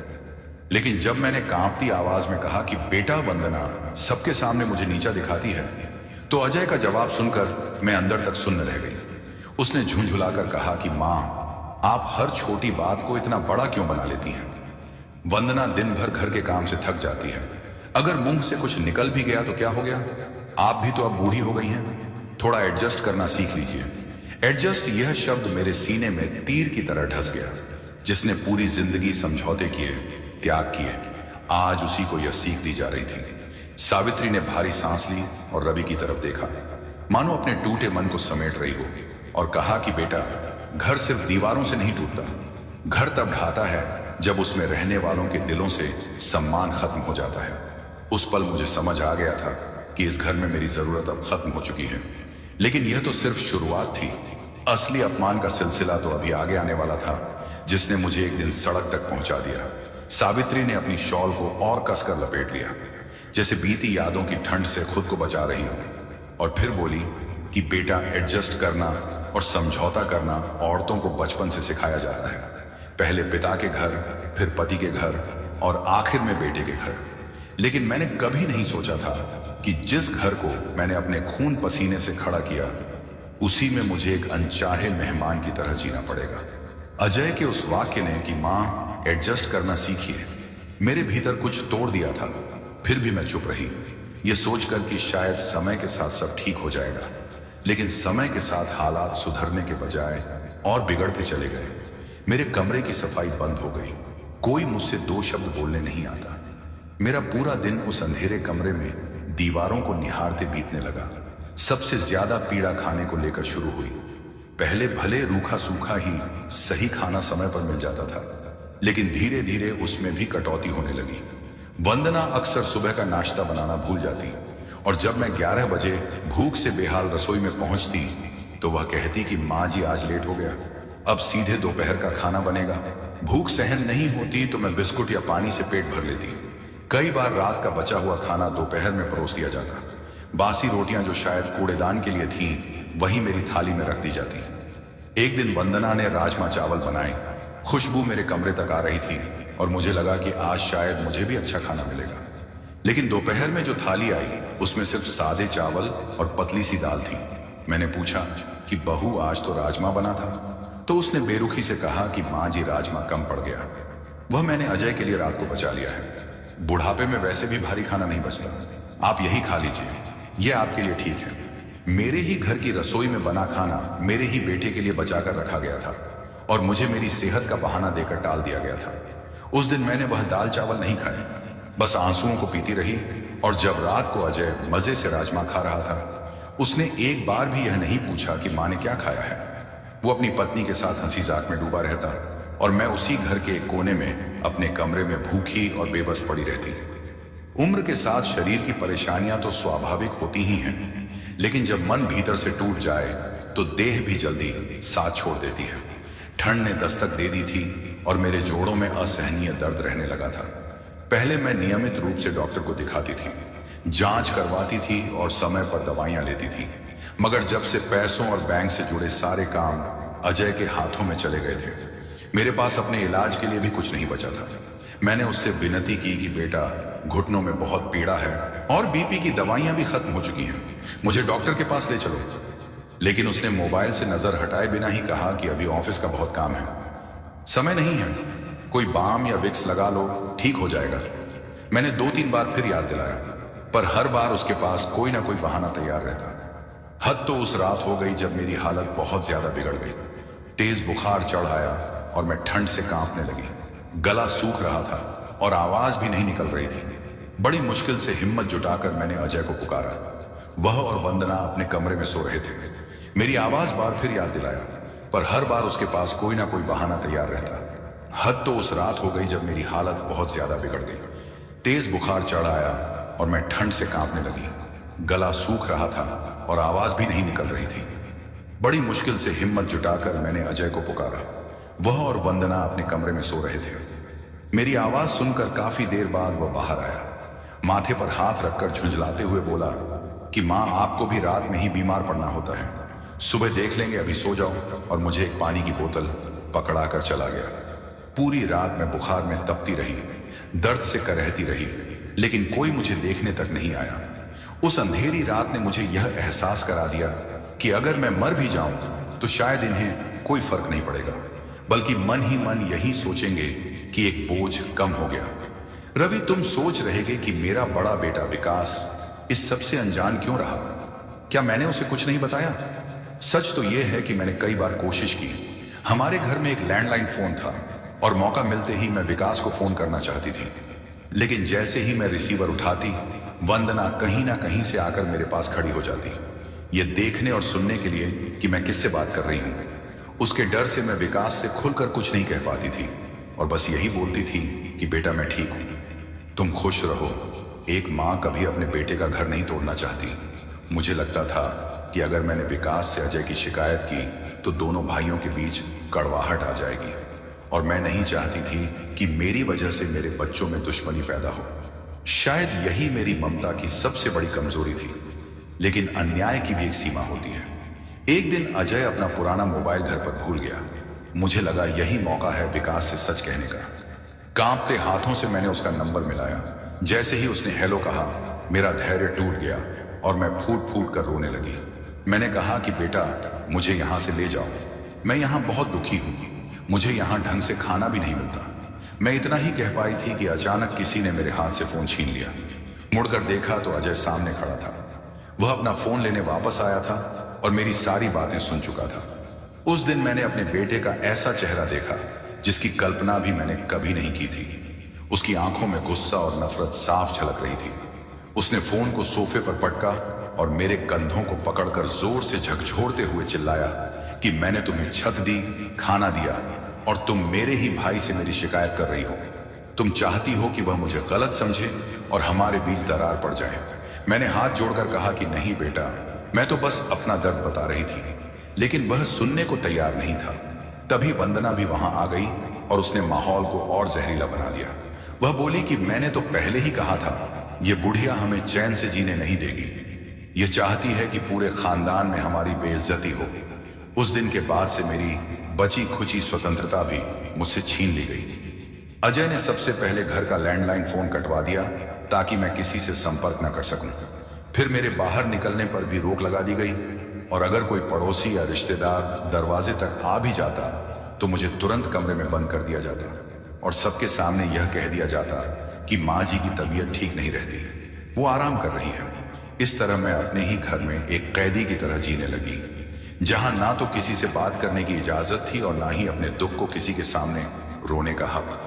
बाहर की दुनिया के लिए मैं एक सुखी माँ थी जो बेटे बहू के साथ यशो आराम की जिंदगी बिता रही थी, लेकिन सच ये था कि मैं हर दिन एक अदृश्य नरक में जल रही थी। सबसे ज्यादा पीड़ा मुझे अजय के बदले हुए व्यवहार से होती थी। वही बेटा जो कभी मेरे बिना एक निवाला भी नहीं खाता था, जिसे मेरे हाथ की चाय के बिना सिर दर्द हो जाता था। आज वह मुझे देखना तक गवारा नहीं करता था। ऐसा लगता था जैसे उसकी सोच पर किसी और का कब्जा हो चुका है और वह अब सिर्फ वंदना की भाषा और उसके विचार ही दोहराता था। मेरे लिए यह समझ पाना मुश्किल हो गया था कि क्या यह वही अजय है जिसे मैंने अपने खून पसीने से बड़ा किया था, या कोई और इंसान है जिसने मेरे बेटे का चेहरा उड़ रखा है। इसी बीच त्योहारों का मौसम आ गया और दिवाली का पावन अवसर सामने था। पूरा शहर रोशनी धूम और सजावट से चमक रहा था। हमारे घर में भी तैयारियां जोरों पर थीं। वंदना ने अपने और अजय के लिए नए कपड़े खरीदे, घर सजाया जा रहा था और तरह तरह की मिठाइयां मंगाई जा रही थीं। मैं अपने छोटे से कमरे की खिड़की से बाहर की चहल पहल देखती रही और मन में एक छोटी सी उम्मीद पाल ली कि शायद दिवाली के दिन इनके दिल पिघल जाए और आज के दिन मुझे भी परिवार का हिस्सा मान लिया जाए। शाम को पूजा का समय आया तो मैं नहा धोकर अपनी पुरानी मगर साफ साड़ी पहनकर कमरे से बाहर निकली, क्योंकि मैं भी उस पूजा में शामिल होना चाहती थी। जैसे ही मैं ड्राइंग रूम में पहुंची, वंदना ने मुझे देखकर चेहरा बिगाड़ लिया और अजय पूजा की थाली सजाते हुए बोला, माँ, हम पूजा कर रहे हैं, आप अपने कमरे में ही रहिए। हमारे दोस्तों के आने का समय हो रहा है और आपकी यह साड़ी और यह रूप हमारे स्टेटस से मेल नहीं खाता। आप वहीं बैठकर भगवान का नाम ले लीजिए। भगवान तो हर जगह होते हैं। उसके शब्द सुनकर मैं भीतर तक सन्न रह गई, क्योंकि मेरा अपना बेटा मेरी मौजूदगी से शर्मिंदा था और मेरी सादगी अब उसके लिए बोझ बन चुकी थी। मैंने कोई जवाब नहीं दिया और बिना कुछ कहे वापस अपने कमरे में लौट आई। बाहर पटाखों की आवाजें गूंज रही थीं। लोग हंसी खुशी में डूबे थे और मेरे भीतर हर पल कुछ टूट रहा था। उस रात मैंने अंधेरे कमरे में अकेले ही एक छोटा सा दिया जलाया और ईश्वर से प्रार्थना की कि अगर यही मेरा बुढ़ापा है तो मुझे अब और अपमान सहने की शक्ति ना देना। लेकिन मुझे क्या पता था कि यह वही दिवाली होगी जो मेरे उस घर की आखिरी दिवाली साबित होगी। कुछ दिनों बाद एक और ऐसी घटना घटी जिसने मानो सब कुछ खत्म करने की मुहर लगा दी। पता चला कि वंदना गर्भ से थी। यह खबर मिलते ही मेरे सारे पुराने दुख जैसे पल भर को भूल गए। मन में उम्मीद जागी कि शायद अब घर में आने वाला नन्हा जीवन रिश्तों की कठोरता को पिघला देगा और सब कुछ पहले जैसा हो जाएगा। दादी बनने की आस में मैंने हर अपमान को चुपचाप निगल लिया और यह ठान लिया कि अब मैं वंदना का और अधिक ध्यान रखूंगी।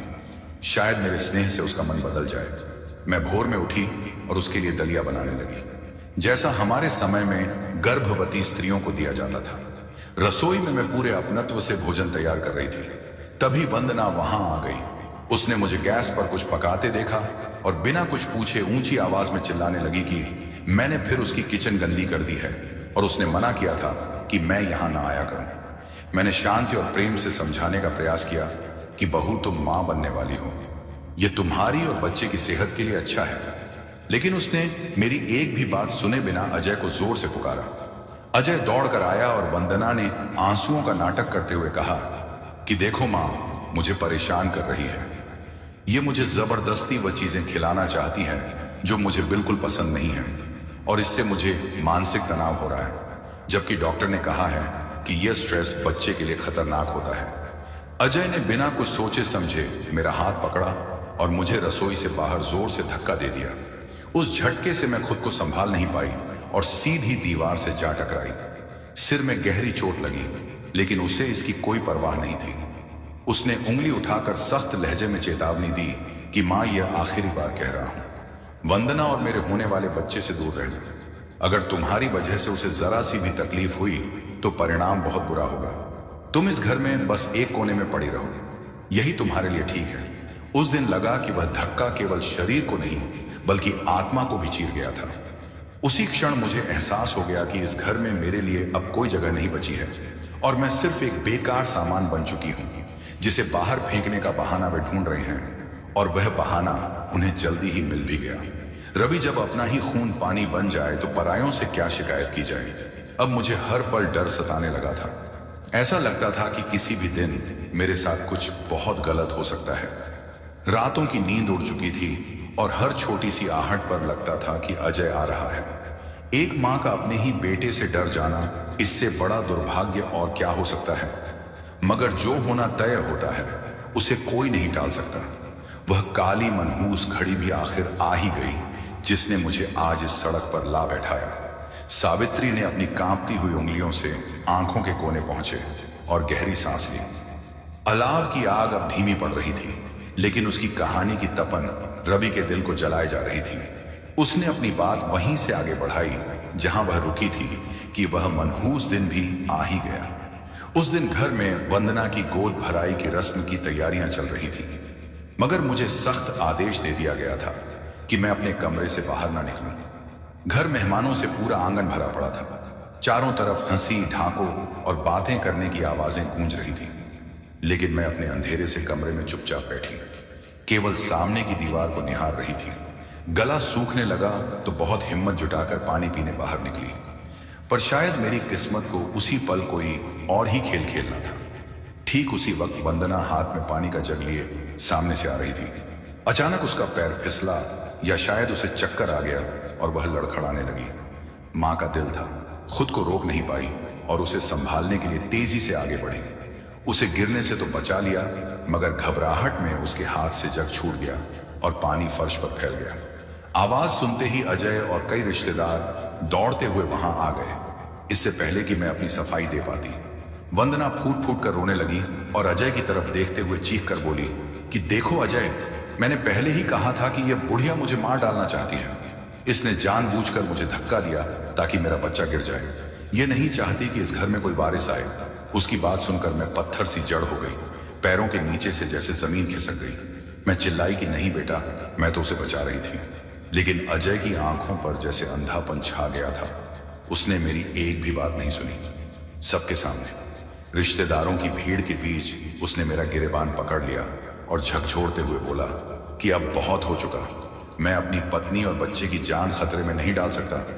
तू मां नहीं बल्कि डायन है जो मेरी खुशियों को निगल जाना चाहती है। रिश्तेदार तमाशा देखते रहे, किसी के मुंह से एक शब्द नहीं निकला। ऊपर से वंदना की मां ने जहर उगलते हुए कहा कि दामाद जी, ऐसी औरत को घर में रखना पाप है, इसे तो पागल खाने या वृद्धाश्रम भेज देना चाहिए। उस दिन अजय के लिए गए फैसले ने मेरे अस्तित्व को ही मिटा डाला। उसने ऐलान कर दिया कि आज रात ही इसका अंत होगा। अब यह इस घर में एक पल भी नहीं रहेगी। मुझे लगा शायद वह गुस्से में कह रहा है और थोड़ी देर में शांत हो जाएगा। शाम ढली, मेहमान चले गए और रात का सन्नाटा गहराता चला गया। मैं अपने कमरे में डरी सहमी बैठी भगवान से प्रार्थना कर रही थी कि अजय का क्रोध शांत हो जाए। तभी दरवाजा जोर से खुला। अजय अंदर आया। उसके हाथ में एक छोटा सा बैग था जिसमें मेरे 2-4 कपड़े ठूंसे हुए थे। उसने बेरुखी से कहा, उठो और मेरे साथ चलो, कांपती आवाज में पूछा। बेटा इतनी रात को कहां? तो उसने सख्ती से कहा कि मैं तुम्हें वृद्धाश्रम छोड़ने जा रहा हूं। सब बात हो चुकी है, वहां तुम्हारी जैसी बहुत सी औरतें हैं, वहीं रहना और वहीं मर जाना। कम से कम मेरा घर तो नर्क नहीं बनेगा। सच कहूं रवि, उस पल वृद्धाश्रम जाना भी मुझे राहत जैसा लगा कि चलो कम से कम वहां 2 वक्त की रोटी तो सुकून से मिलेगी और रोज रोज की यह जिल्लत, अपमान और बेइज्जती तो नहीं सहनी पड़ेगी। मैंने चुपचाप अपनी चप्पलें पैरों में डाली और बिना कुछ कहे उसके पीछे पीछे चल पड़ी। हम दोनों गाड़ी में बैठे। वंदना दरवाजे पर खड़ी थी और उसके चेहरे पर ऐसी जीत की मुस्कान तैर रही थी मानो उसने कोई बड़ी जंग जीत ली हो। मैंने आखिरी बार उस घर की ओर मुड़कर देखा जिसे मैंने अपने हाथों से बसाया था। उन दीवारों को निहारा जिनमें मेरी जवानी, मेरी मेहनत और मेरे सपने कैद होकर रह गए थे, और फिर बिना आवाज किए कार में बैठ गई। अजय गाड़ी चला रहा था। भीतर एक डरावना सन्नाटा पसरा हुआ था। मेरी नजर बार बार उसके चेहरे पर टिक जाती थी। शायद उसकी आंखों में थोड़ी सी भी नमी, थोड़ा सा भी पछतावा दिख जाए, लेकिन वहां तो बस पत्थर जैसी सख्ती जमी हुई थी। वह बहुत तेज गाड़ी दौड़ा रहा था। शहर की रोशनियां धीरे धीरे पीछे छूटती जा रही थी। काफी देर बाद मुझे एहसास हुआ कि यह रास्ता किसी वृद्धाश्रम की ओर नहीं जा रहा है। मैंने हिम्मत करके पूछा, बेटा हम कहाँ जा रहे हैं? ये तो शहर से बाहर की सड़क है। अजय ने झुंझुलाकर कहा कि चुपचाप बैठी रहो, ये शॉर्टकट है, तुम्हें रास्ते की समझ नहीं है।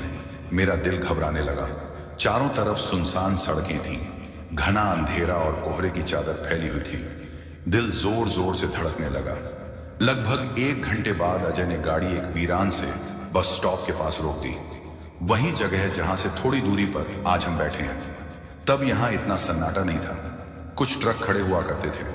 उसने गाड़ी रोककर कहा कि मां मुझे प्यास लगी है, मैं पानी की बोतल लेकर आता हूं, तुम यहीं बैठो। उसने मेरा छोटा सा बैग निकाल कर नीचे रखा और बोला कि तुम भी बाहर आ जाओ, गाड़ी में हवा नहीं लग रही। मैं उसकी बात मानकर उतर गई। ठंड हड्डियों तक चुभ रही थी। मैंने अपनी शॉल कसकर लपेट ली और फुटपाथ पर खड़ी होकर उसका इंतजार करने लगी। अजय गाड़ी लेकर थोड़ा आगे बढ़ा।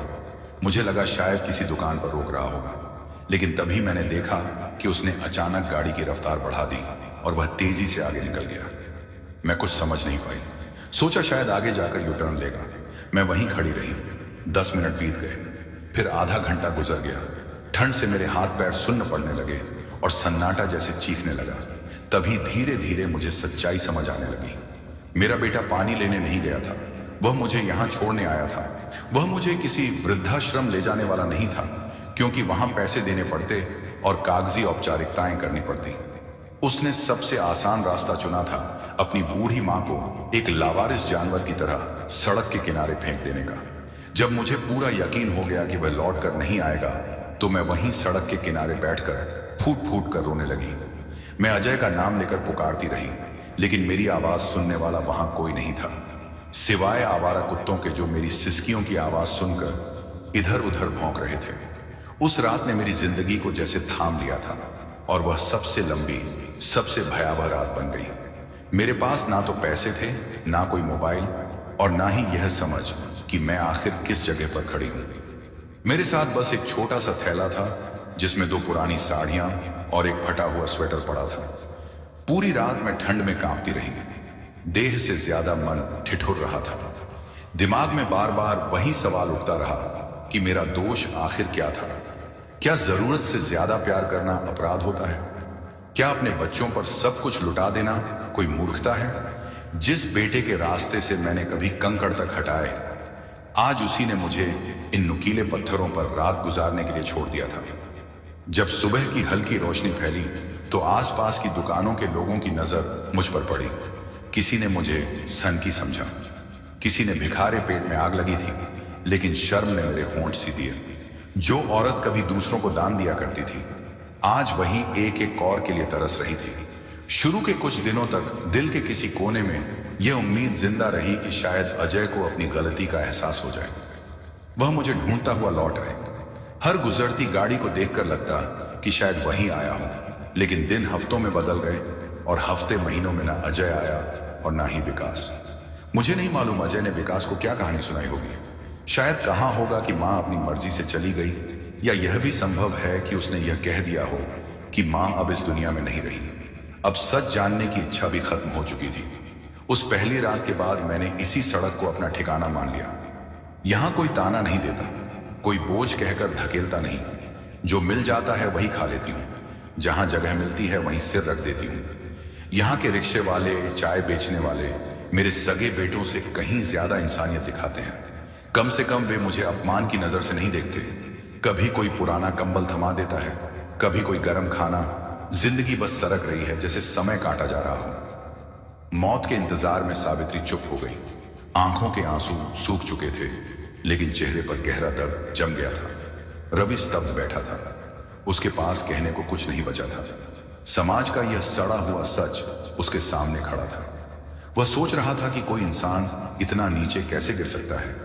कैसे कोई उस मां को सड़क पर छोड़ सकता है जिसके शरीर का वह खुद हिस्सा रहा है। रवि ने गहरी सांस ली और सावित्री के ठंडे हाथों को अपने हाथों में भर लिया। उन हाथों में अब भी वही ममता की नरमी थी जो केवल मां के हाथों में होती है, चाहे वक्त ने उन्हें कितना ही कठोर क्यों ना बना दिया हो।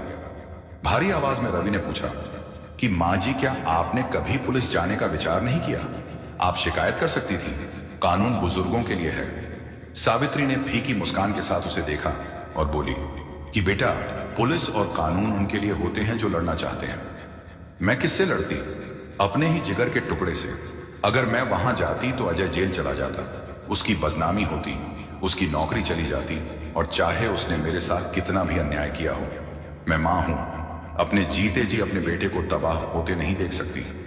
मेरा कोई श्राप उसे नहीं लगेगा, मेरी दुआएं ही उसके साथ रहेंगी, भले ही उसने मेरे साथ ये सब किया हो। यही तो एक मां की सबसे बड़ी सजा होती है बेटा। वह हर जुल्म सह लेती है, लेकिन अपनी संतान का अहित कभी नहीं सोच पाती। यह कहते हुए सावित्री ने अपनी पोटली से एक पुरानी, कई जगह से मुड़ी तस्वीर निकाली और कांपते हाथों से रवि की ओर बढ़ा दी। तस्वीर में एक युवा सावित्री थी, उसके साथ उसका पति और दो छोटे छोटे बच्चे। अजय उसकी गोद में बैठा था और खुलकर हंस रहा था। सावित्री ने उस तस्वीर पर उंगली फेरी, ठीक वैसे ही जैसे कभी वह अजय के बचपन में उसके गालों को सहलाया करती थी।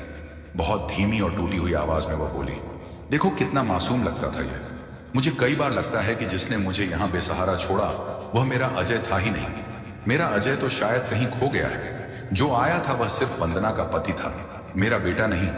रवि समझ गया कि सावित्री ने अपने भाग्य को स्वीकार कर लिया है, लेकिन उसके मन में एक सवाल अब भी चुभ रहा था। उसने संकोच से पूछा, मां जी, आप कह रही थी कि बेघर हुई एक बुढ़िया ने बताया था कि कौन सा बेटा मां बाप को घर से निकाल देता है। आपकी कहानी सुनकर अजय की कठोरता तो साफ दिखती है, लेकिन मैं अभी भी उस जड़ तक नहीं पहुंच पाया हूं। आखिर वह कौन सी सोच होती है, कौन सी कमी होती है जो एक बच्चे को इतना निर्दयी बना देती है? क्या यह सिर्फ पत्नी का असर है या इसके पीछे कुछ और भी है? सावित्री ने नजरें उठाई। उसकी आंखों में अब एक अलग ही गंभीरता थी, जैसे कोई अनुभवी गुरु अपने शिष्य को जीवन का सबसे कड़वा सत्य समझाने वाला हो। उसने कहा, बेटा, यह सवाल बहुत गहरा है। अजय ने मुझे क्यों घर से निकाला? यह सिर्फ उसकी पत्नी या मेरी मजबूरी का मामला नहीं है। इसके पीछे एक ऐसा कड़वा सच है जिसे हर मां बाप को वक्त रहते समझ लेना चाहिए। नहीं तो हर घर में एक सावित्री जन्म लेगी और हर सड़क पर कोई ना कोई मां रोती मिलेगी। मैं तुम्हें बताती हूं कि वह कौन सा बेटा होता है जो ऐसा करता है, और हम मां बाप कहां चूक जाते हैं।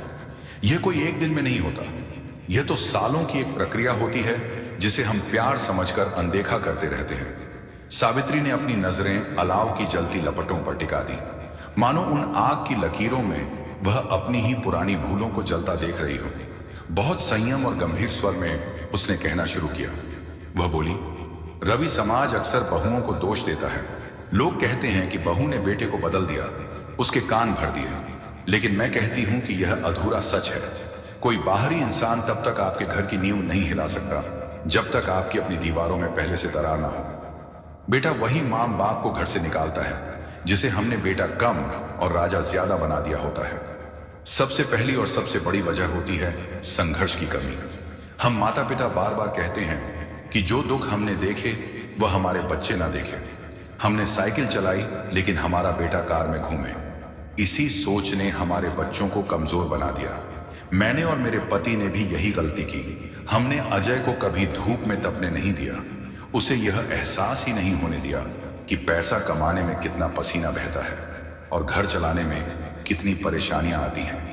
जब हर चीज बिना मांगे उसके सामने रख दी गई तो उसे पाने का सुख तो मिला, लेकिन कद्र करना नहीं आया।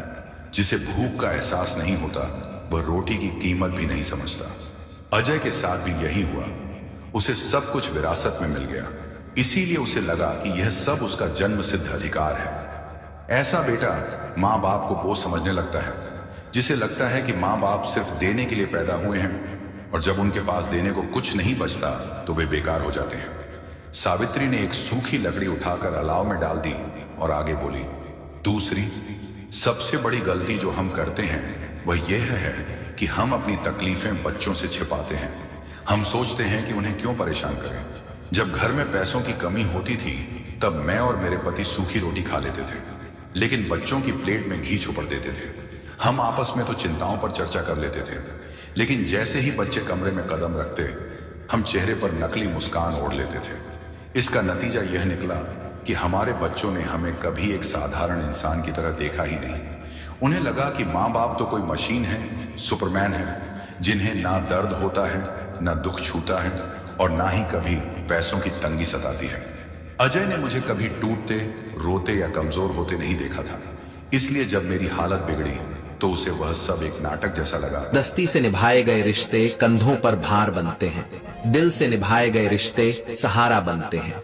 रिश्ते वही सुंदर होते हैं जो नदी की तरह स्वतः बहते हैं। जबरन रोके गए रिश्ते तालाब की तरह सड़ने लगते हैं। श्री कृष्ण कहते हैं, जिसे जाना है उसे जाने दो। कुछ रिश्ते लौटकर नहीं आते और अगर लौटते भी हैं तो पहले जैसे नहीं रहते। जो बार बार टूटकर भी लौटे उसके जज्बातों को समझने की कोशिश करो, क्योंकि कई बार लोग अपने दर्द की भाषा नहीं कह पाते, वे बस लौटते हैं, शायद इस उम्मीद में कि इस बार उन्हें समझा जाएगा। और अब उस बारिश की बूंद को समझने की कोशिश करो जो बार बार इस जमीन पर गिरती है। कोई चाहत तो रही होगी उसकी भी, वरना कौन यूं बार बार खुद को मिट्टी में मिलाना चाहेगा। शायद उसे भी उम्मीद रही होगी कि इस बार उसकी छुअन से कोई कली खिल जाएगी, कोई बीज अंकुर बन जाएगा, कोई मन भीग जाएगा।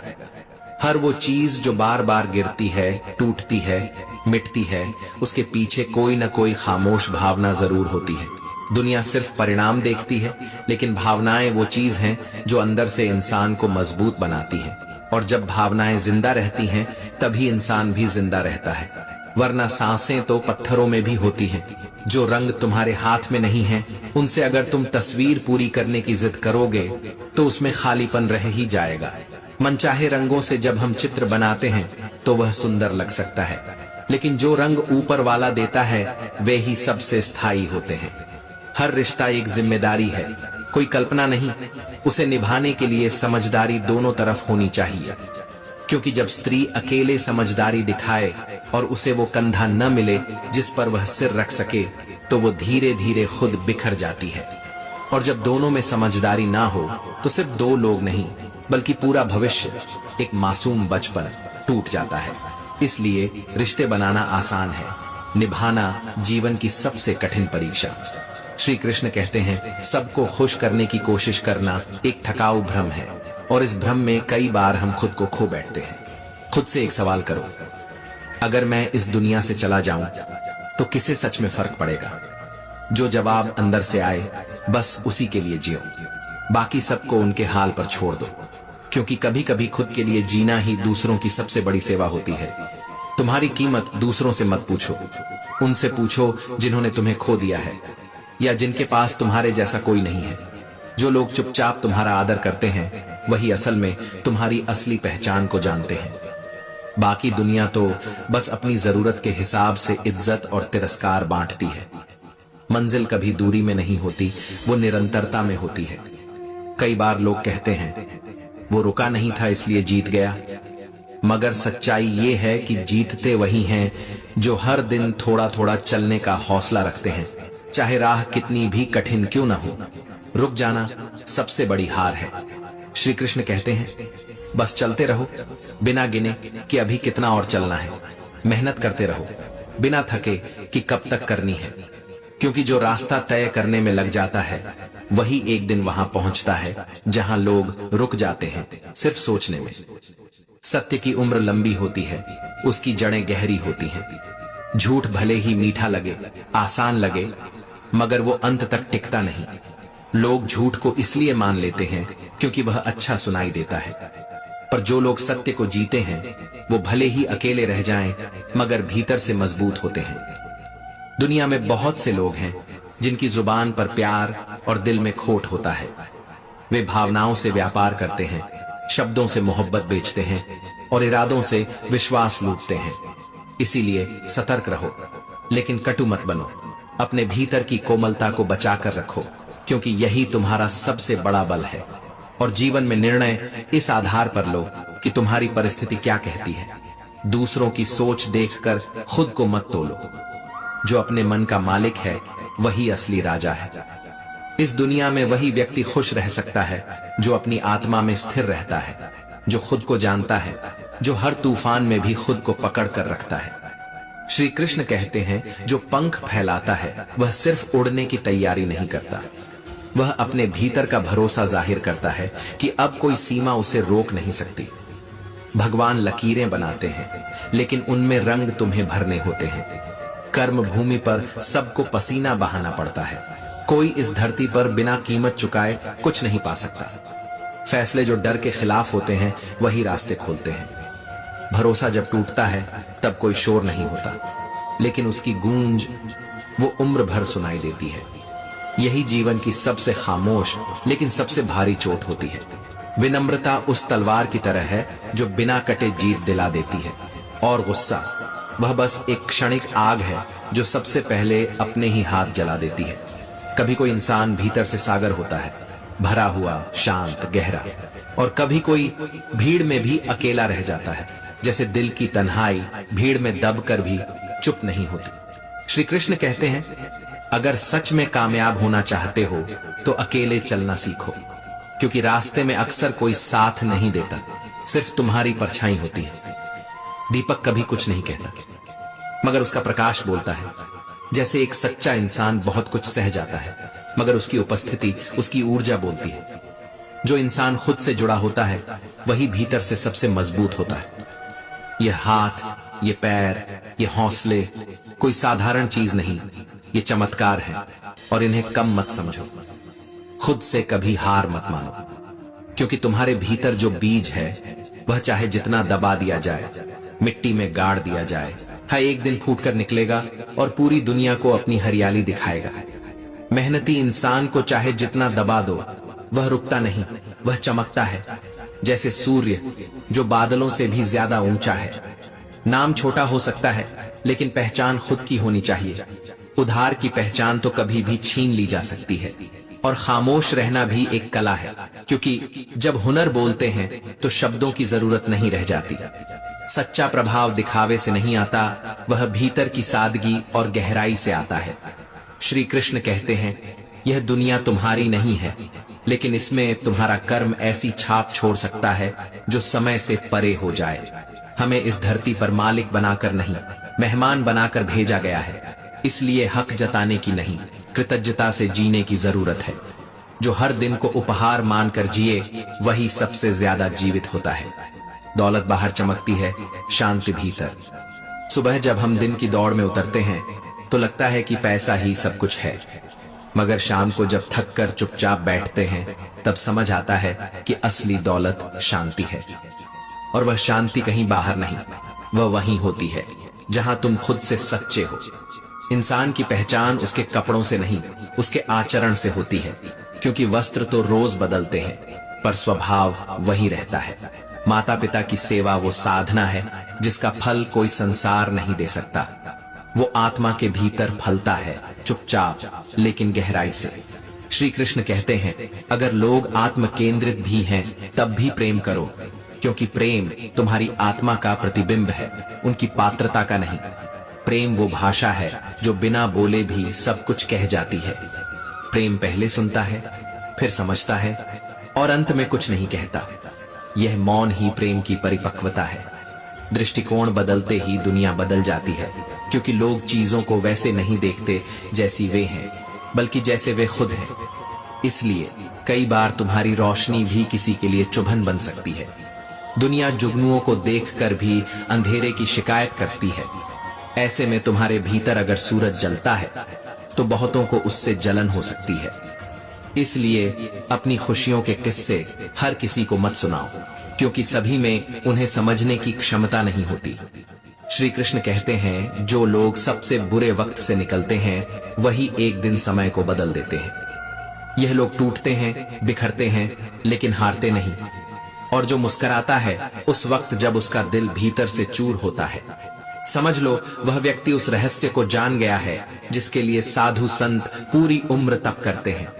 खुशी कोई मंजिल नहीं है, बल्कि वही रास्ता है जिस पर चलकर जीवन सुंदर बनता है। हमें वह रास्ता नहीं ढूंढना चाहिए जो हमें खुश करे, बल्कि यह समझना चाहिए कि खुश रहना ही सबसे बड़ा रास्ता है। और यह मुस्कान, यह भीतर की रोशनी ऐसी होनी चाहिए कि अंधेरे में भी किसी का रास्ता रोशन कर दे। मुस्कान वह होनी चाहिए जो हालातों की मोहताज न हो। वह आत्मा की चमक हो जो न हारती है न थकती है। परिस्थिति कभी समस्या नहीं होती।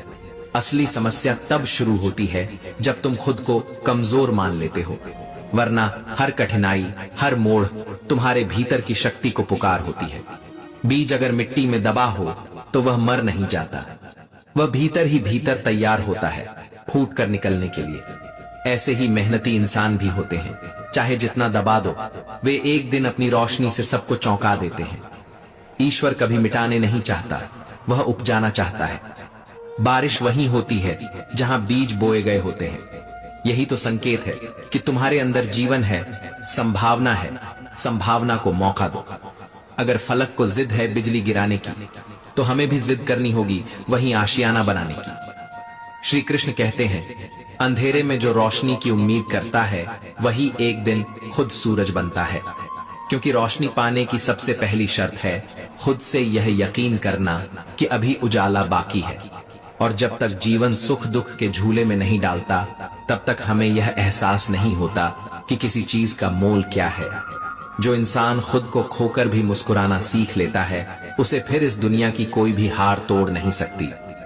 जो रोकर हंसना सीख जाए, उसकी मुस्कान सिर्फ होंठों पर नहीं, आत्मा के भीतर गूंजती है। हार कोई अंत नहीं होती, बल्कि वह तो एक ऐसा मोड़ है जहां से इंसान अपने भीतर की ताकत को पहचानता है।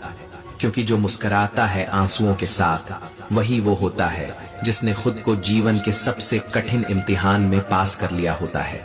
कमजोर लोग थक कर बैठ जाते हैं, लेकिन जो जीतने की जिद रखते हैं वो थकने के बाद नहीं रुकते, बल्कि तब रुकते हैं जब मंजिल उनके कदमों में होती है।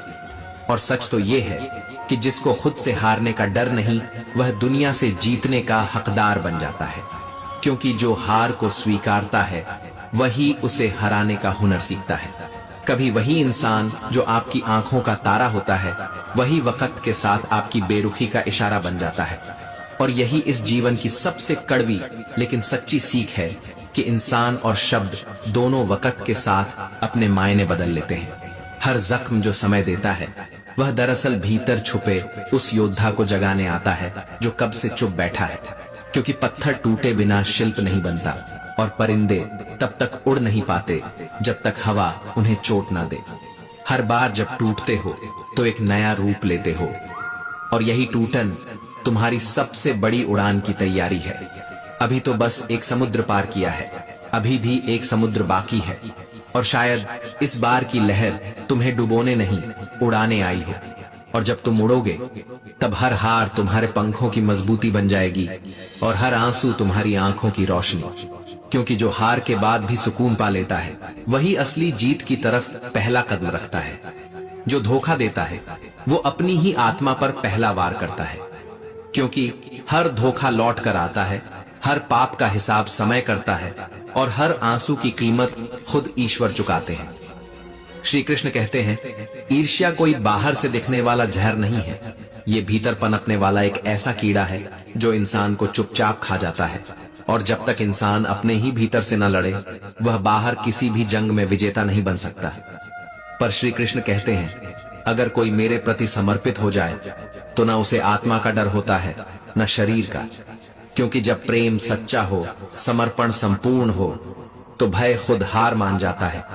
किसी भूखे को रोटी देना, किसी प्यासे को पानी, किसी नंगे को कपड़ा देना, यही वो सेवा है जिससे भगवान सबसे ज्यादा प्रसन्न होते हैं। घंटा बजाना आसान है, पर क्रोध पर नियंत्रण पाना कठिन। मंदिर में सिर झुकाने से पहले जरूरी है कि हम भीतर के अहंकार को गिराएं। खुशियां अगर बाहर से मिलती तो अमीर सबसे ज्यादा मुस्कुराते, पर असली आनंद तो उस तलाश में है जहां आत्मा सुकून पाती है। दुख सच्चाई है और सुख एक तलाश, और जो इन दोनों के बीच अपने आप को समझ लेता है वही सबसे सच्चा और सबसे स्थिर योद्धा बनता है।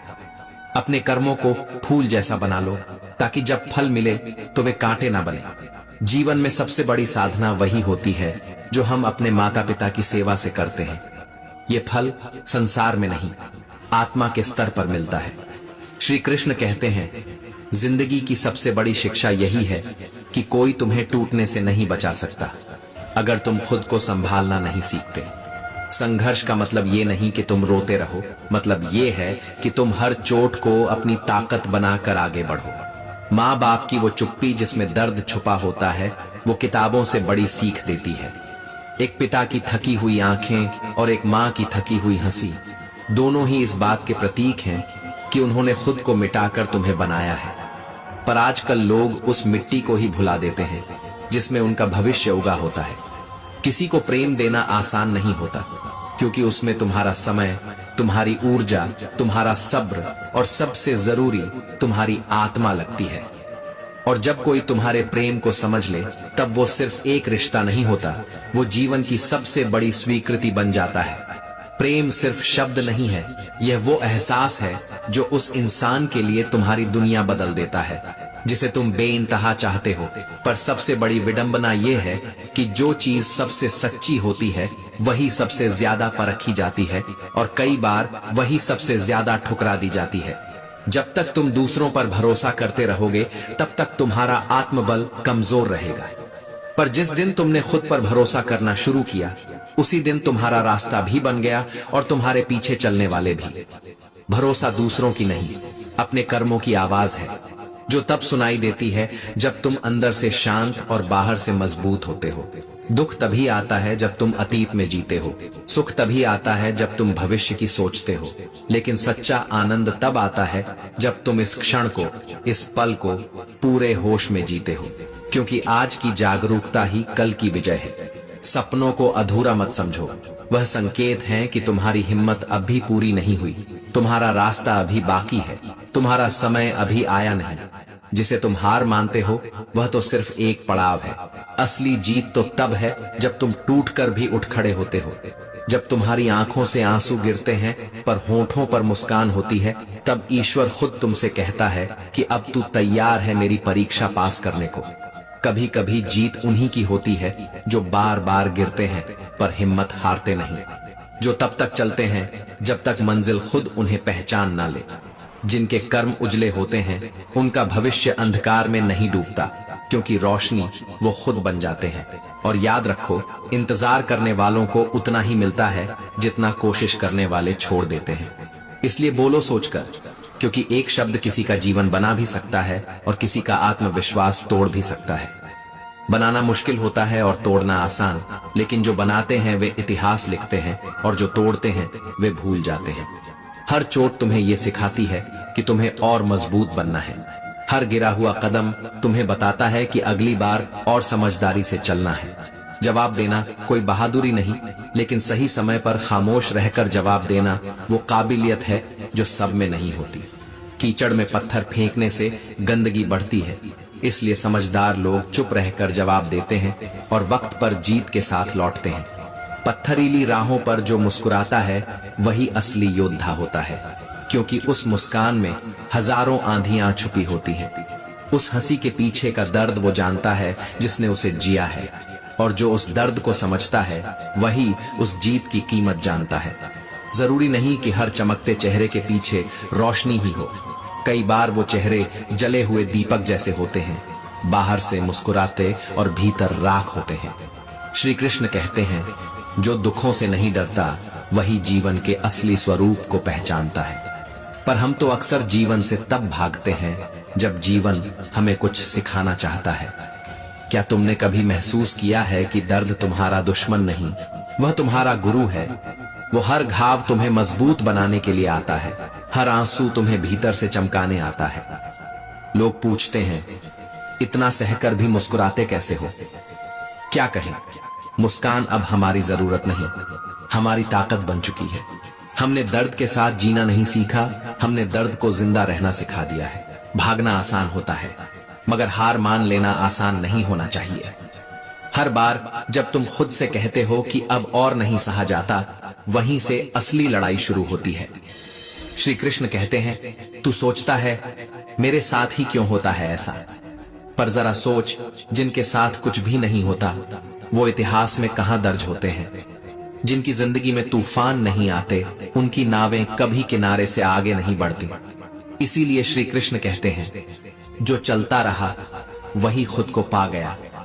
ठहरने वाले अक्सर भटक जाते हैं, पर जो चलता है, चाहे कांटे हो या पत्थर, वही अंत में फूलों की राह पर पहुंचता है।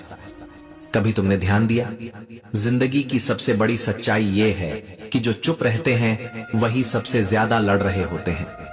जो मुस्कुरा रहे होते हैं वो अक्सर सबसे गहरी पीड़ा से होकर निकले होते हैं। मुस्कान एक छलावा नहीं, एक संकल्प बन जाती है उन लोगों के लिए जिन्होंने आंसुओं को अपनी शक्ति में बदल लिया है। समझने वाली बात यह है कि दुख खुद को खत्म करने नहीं आता, वो तुम्हें तोड़कर तुम्हारे भीतर छिपे उस तुम को जगाने आता है, जो डरता नहीं, जो हारता नहीं। हर बार जब तुम हिम्मत हारते हो, जीवन तुम्हें एक और मौका देता है। बस देखने की आंख चाहिए और पहचानने का जज्बा। जरा सोचो, क्या तुमने कभी जीवन को एक उपहार की तरह स्वीकार किया है, या बस शिकायतों की गठरी बना ली है? हम हर बार यही भूल जाते हैं कि जीना एक कला है और शिकायती होना एक आदत। श्री कृष्ण बार बार चेताते हैं, ये जो जीवन है ये तुम्हारा कर्तव्य है, इसे बोझ नहीं समझो। ये दुनिया तुम्हें गिराएगी, रुलाएगी, लेकिन हर बार एक रास्ता भी देगी। बस पहचाननी है अपनी दृष्टि, अपना नजरिया। तू जब समंदर के किनारे बैठा होता है और सोचता है कि ये लहरें बड़ी हैं, तभी कोई और लहरों से लड़ता हुआ गहराइयों में गोता लगाता है और मोती ले आता है। यही तो फर्क है डर और हिम्मत में। श्री कृष्ण कहते हैं, लहरें उन्हें नहीं डुबोती जो तैरना जानते हैं, बल्कि उन्हें डुबोती है जो किनारों पर बैठे डरते रहते हैं। कभी कभी इंसान को खुद ही तय करना होता है कि वह पीड़ा को शत्रु मानेगा या मार्गदर्शक। और जो एक बार इस सच्चाई को जान लेता है, वह फिर किसी सहारे की उम्मीद नहीं करता, क्योंकि उसे पता होता है ईश्वर उसके भीतर है, उसकी हिम्मत में है, उसके संकल्प में है। जरूरत से ज्यादा दिखाने की चाहत ही इंसान को खोखला बना देती है। इसलिए अपने मूल्य को जानो, लेकिन हर किसी को दिखाने की जरूरत नहीं होती, क्योंकि जो सच में काबिल होते हैं उन्हें बोलने की जरूरत नहीं पड़ती। वक्त धीरे धीरे जवाब देता है, और सबसे बड़ा जवाब वही होता है जो बिना कहे दिया जाए। श्री कृष्ण कहते हैं, जब जीवन की ठोकरें तुम्हारे आत्मसम्मान पर चोट करती हैं, तब भीतर का दर्द तुम्हें सिखाता है कि कैसे चुप रहकर आगे बढ़ा जाता है। हौसला रखो, आज जो दुहक तुम्हारे हिस्से में आया है वही कल के उजाले का बीज बनेगा। दर्द से बचकर चलने वाले सिर्फ राहें बदलते हैं, लेकिन जो दर्द से गुजरते हैं वही रास्तों की दिशा बदलते हैं। तुम्हारे आंसुओं ने जिस मिट्टी को गीला किया है, वही मिट्टी कल तुम्हारे सपनों की फसल उगाएगी। इसलिए रो मत, मुस्कुराओ, क्योंकि हर आंसू तुम्हें मजबूत बना रहा है। कभी कभी सबसे बड़ा युद्ध तुम्हें अपने अंदर ही लड़ना होता है, और जब तुम इस युद्ध में जीत जाते हो, तब बाहर की दुनिया खुद ब खुद हार मान जाती है। तुम सोचते हो ना, क्यों हर बार तुम्हें ही झुकना पड़ता है, क्यों हर बार तुम ही समझदारी दिखाओ। पर याद रखो, प्रेम में झुकना हार नहीं होता, वो ताकत की पहचान है। कई बार हमारे सबसे कीमती रिश्ते झूठे अहंकार की चिंगारी में जलकर राख हो जाते हैं। वो मैं क्यों झुकूं, वही आग है जो नजदीकियों को राख में बदल देती है। जहां प्रेम होता है वहां स्वाभिमान नहीं, वहां समर्पण होता है, और जहां समर्पण होता है वहां संबंधों की नींव मजबूत होती है। दिखावे की इस दुनिया में, जहां हर कोई सुंदर दिखने की कोशिश में अपने अंदर की सादगी को खो चुका है, वहां एक सच्चे इंसान की पहचान होती है उसकी आंखों में छुपे दर्द और उसके चेहरे पर बसी शांति से। जिंदगी आज भी उतनी ही सस्ती है जितनी पहले थी, पर उसे जीने के तरीके अब महंगे हो गए हैं। अब लोग खुश कम, दिखावा ज्यादा करते हैं। सच्चा जीवन वहां है जहां शांति है, सादगी है और संतोष है। उस जगह पर तुम खुद से जुड़ पाते हो, अपने आप को समझ पाते हो। लेकिन जब तुम बार बार खुद को भूलकर दूसरों की पसंद बनने की कोशिश करते हो, तब तुम्हारी आत्मा धीरे धीरे खामोश हो जाती है। हर बार जब कोई तुम्हारे साथ विश्वासघात करता है, वह तुम्हें एक कदम और भीतर ले जाता है, तुम्हारे अपने वास्तविक अस्तित्व की ओर। इसलिए जब भी कोई तुम्हें ठुकरा दे या तुम्हें कम आंखें, तब भी मुस्कुराओ, क्योंकि वो बस तुम्हें अपने आप के और करीब ला रहा है। श्री कृष्ण कहते हैं, कर्म कभी भी निष्फल नहीं जाते। हर सोच, हर भावना, हर निर्णय का फल समय आने पर जरूर मिलता है। इसलिए चाहे जैसा भी समय हो, तुम्हारे कर्म सच्चे, शांत और शुभ होने चाहिए। जब रास्ता दिखना बंद हो जाए, जब सब कुछ धुंधला लगे, तब भी धर्म से मत हटो।